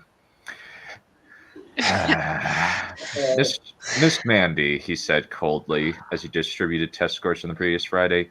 Your score was the poorest I've ever seen. I would advise you to step up your studies or else, he mused. The chess squad might be one person short. Asshole. Damien felt his anger start boiling as he saw Mandy's face. She looked like she was about to cry. She loved chess club. Oh no, not chess. Mr. Damien focused on Mr. Aaron's desk. He wanted to hurt him so bad. What he was doing was totally unfair, and there was nothing Damien hated more than injustice. Mr. Mirren's pants would have hurt the man, but that would have been way too cruel. If the rescue person did not appreciate the efforts of the rescuer, what was the point? Setting Mr. Mirren's pants on fire would have killed the man. Damien wanted to do something more lasting.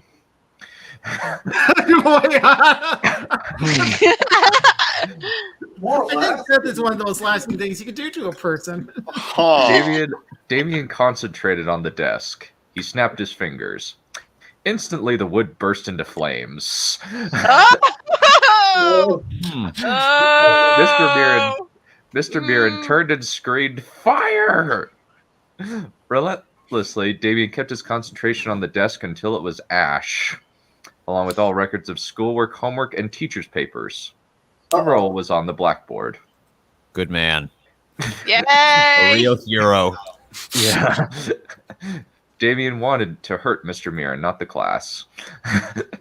The class was suspended, and Mandy seemed like a weight had been taken off her shoulders.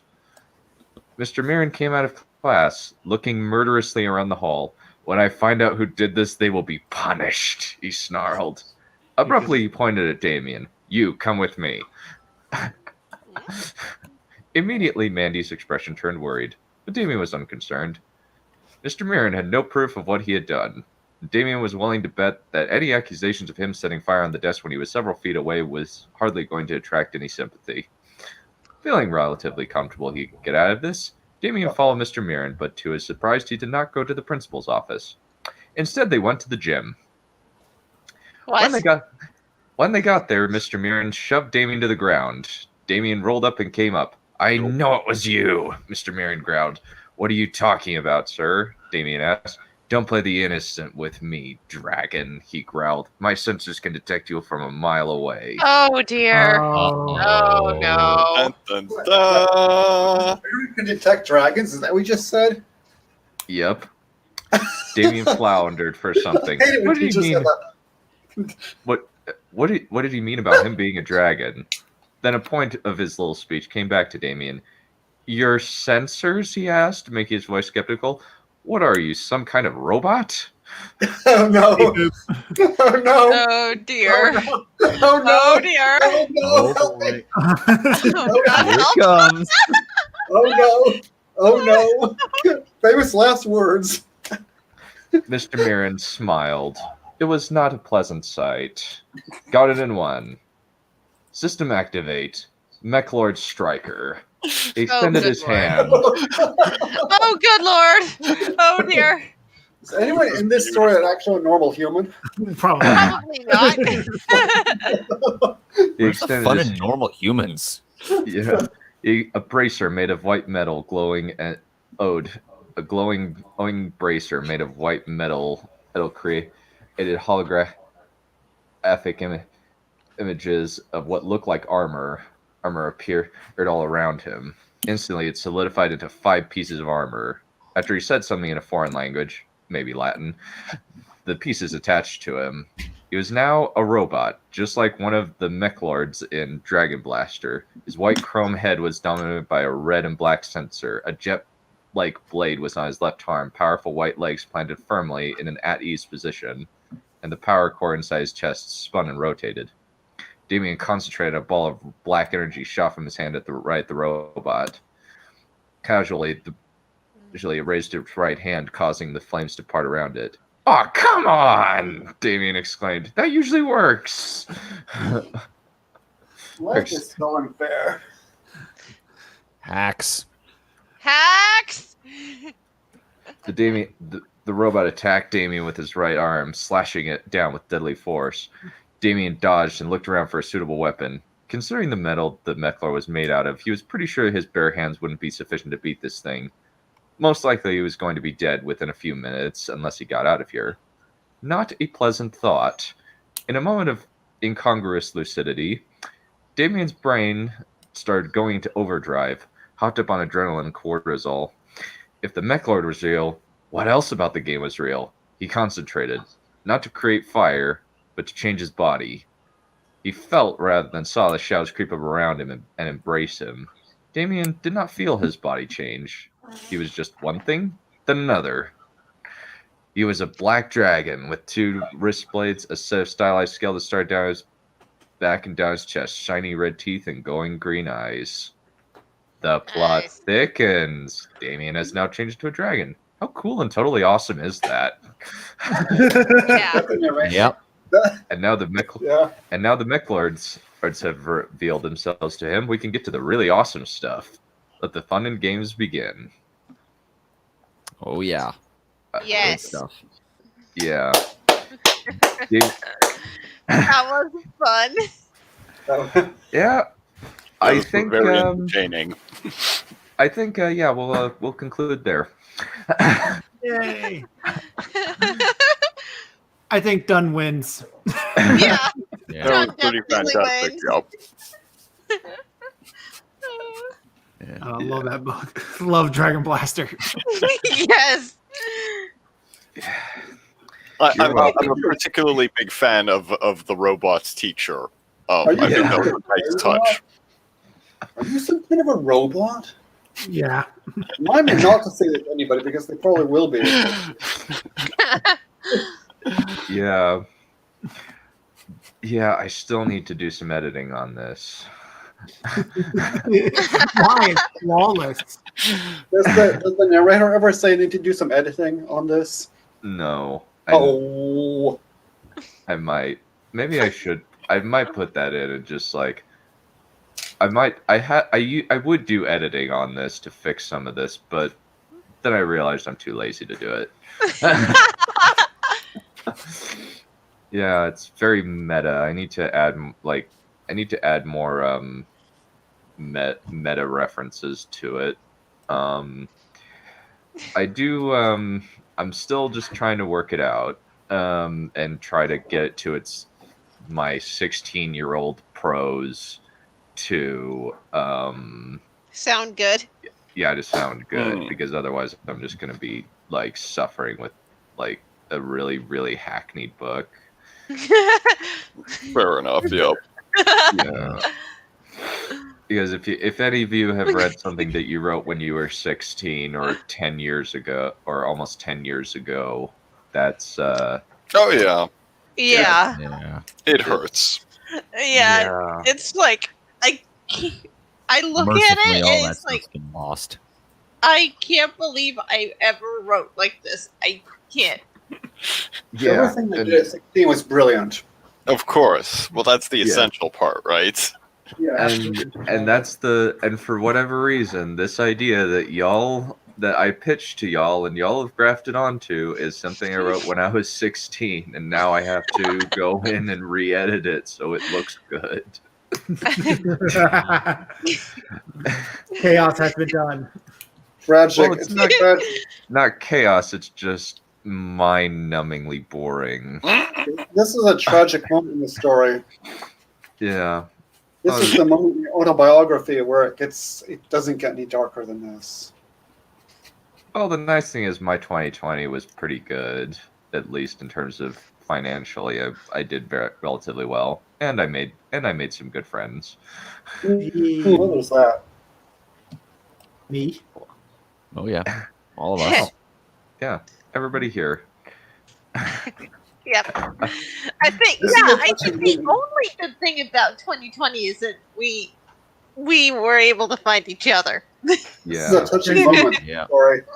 yeah, yeah. It's not about the journey, but the friends we made along the way. Yep.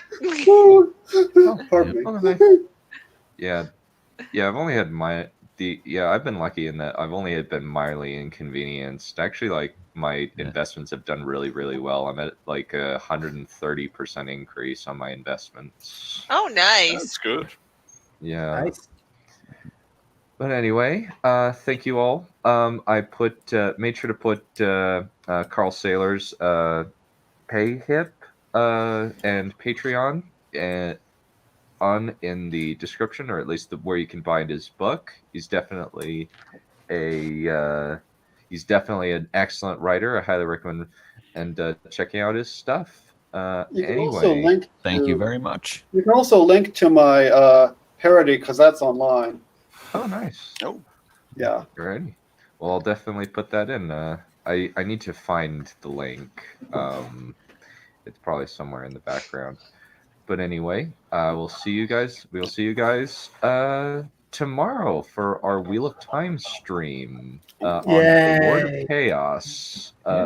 One of my favorite books in the series. It should be sometime in the evening, probably around 4-ish, I think. Which time zone? This is a good question. 4 o'clock MST. Alrighty. Okay. Thanks Alrighty. for having me. Of course, it was good to have you. This was fun. Yeah, it was good to be on. Master, Yep. thanks for the fan art. Oh, I love it. Yeah. Yep. Alrighty. We will see you guys later. Bye. See you later. Have a riot.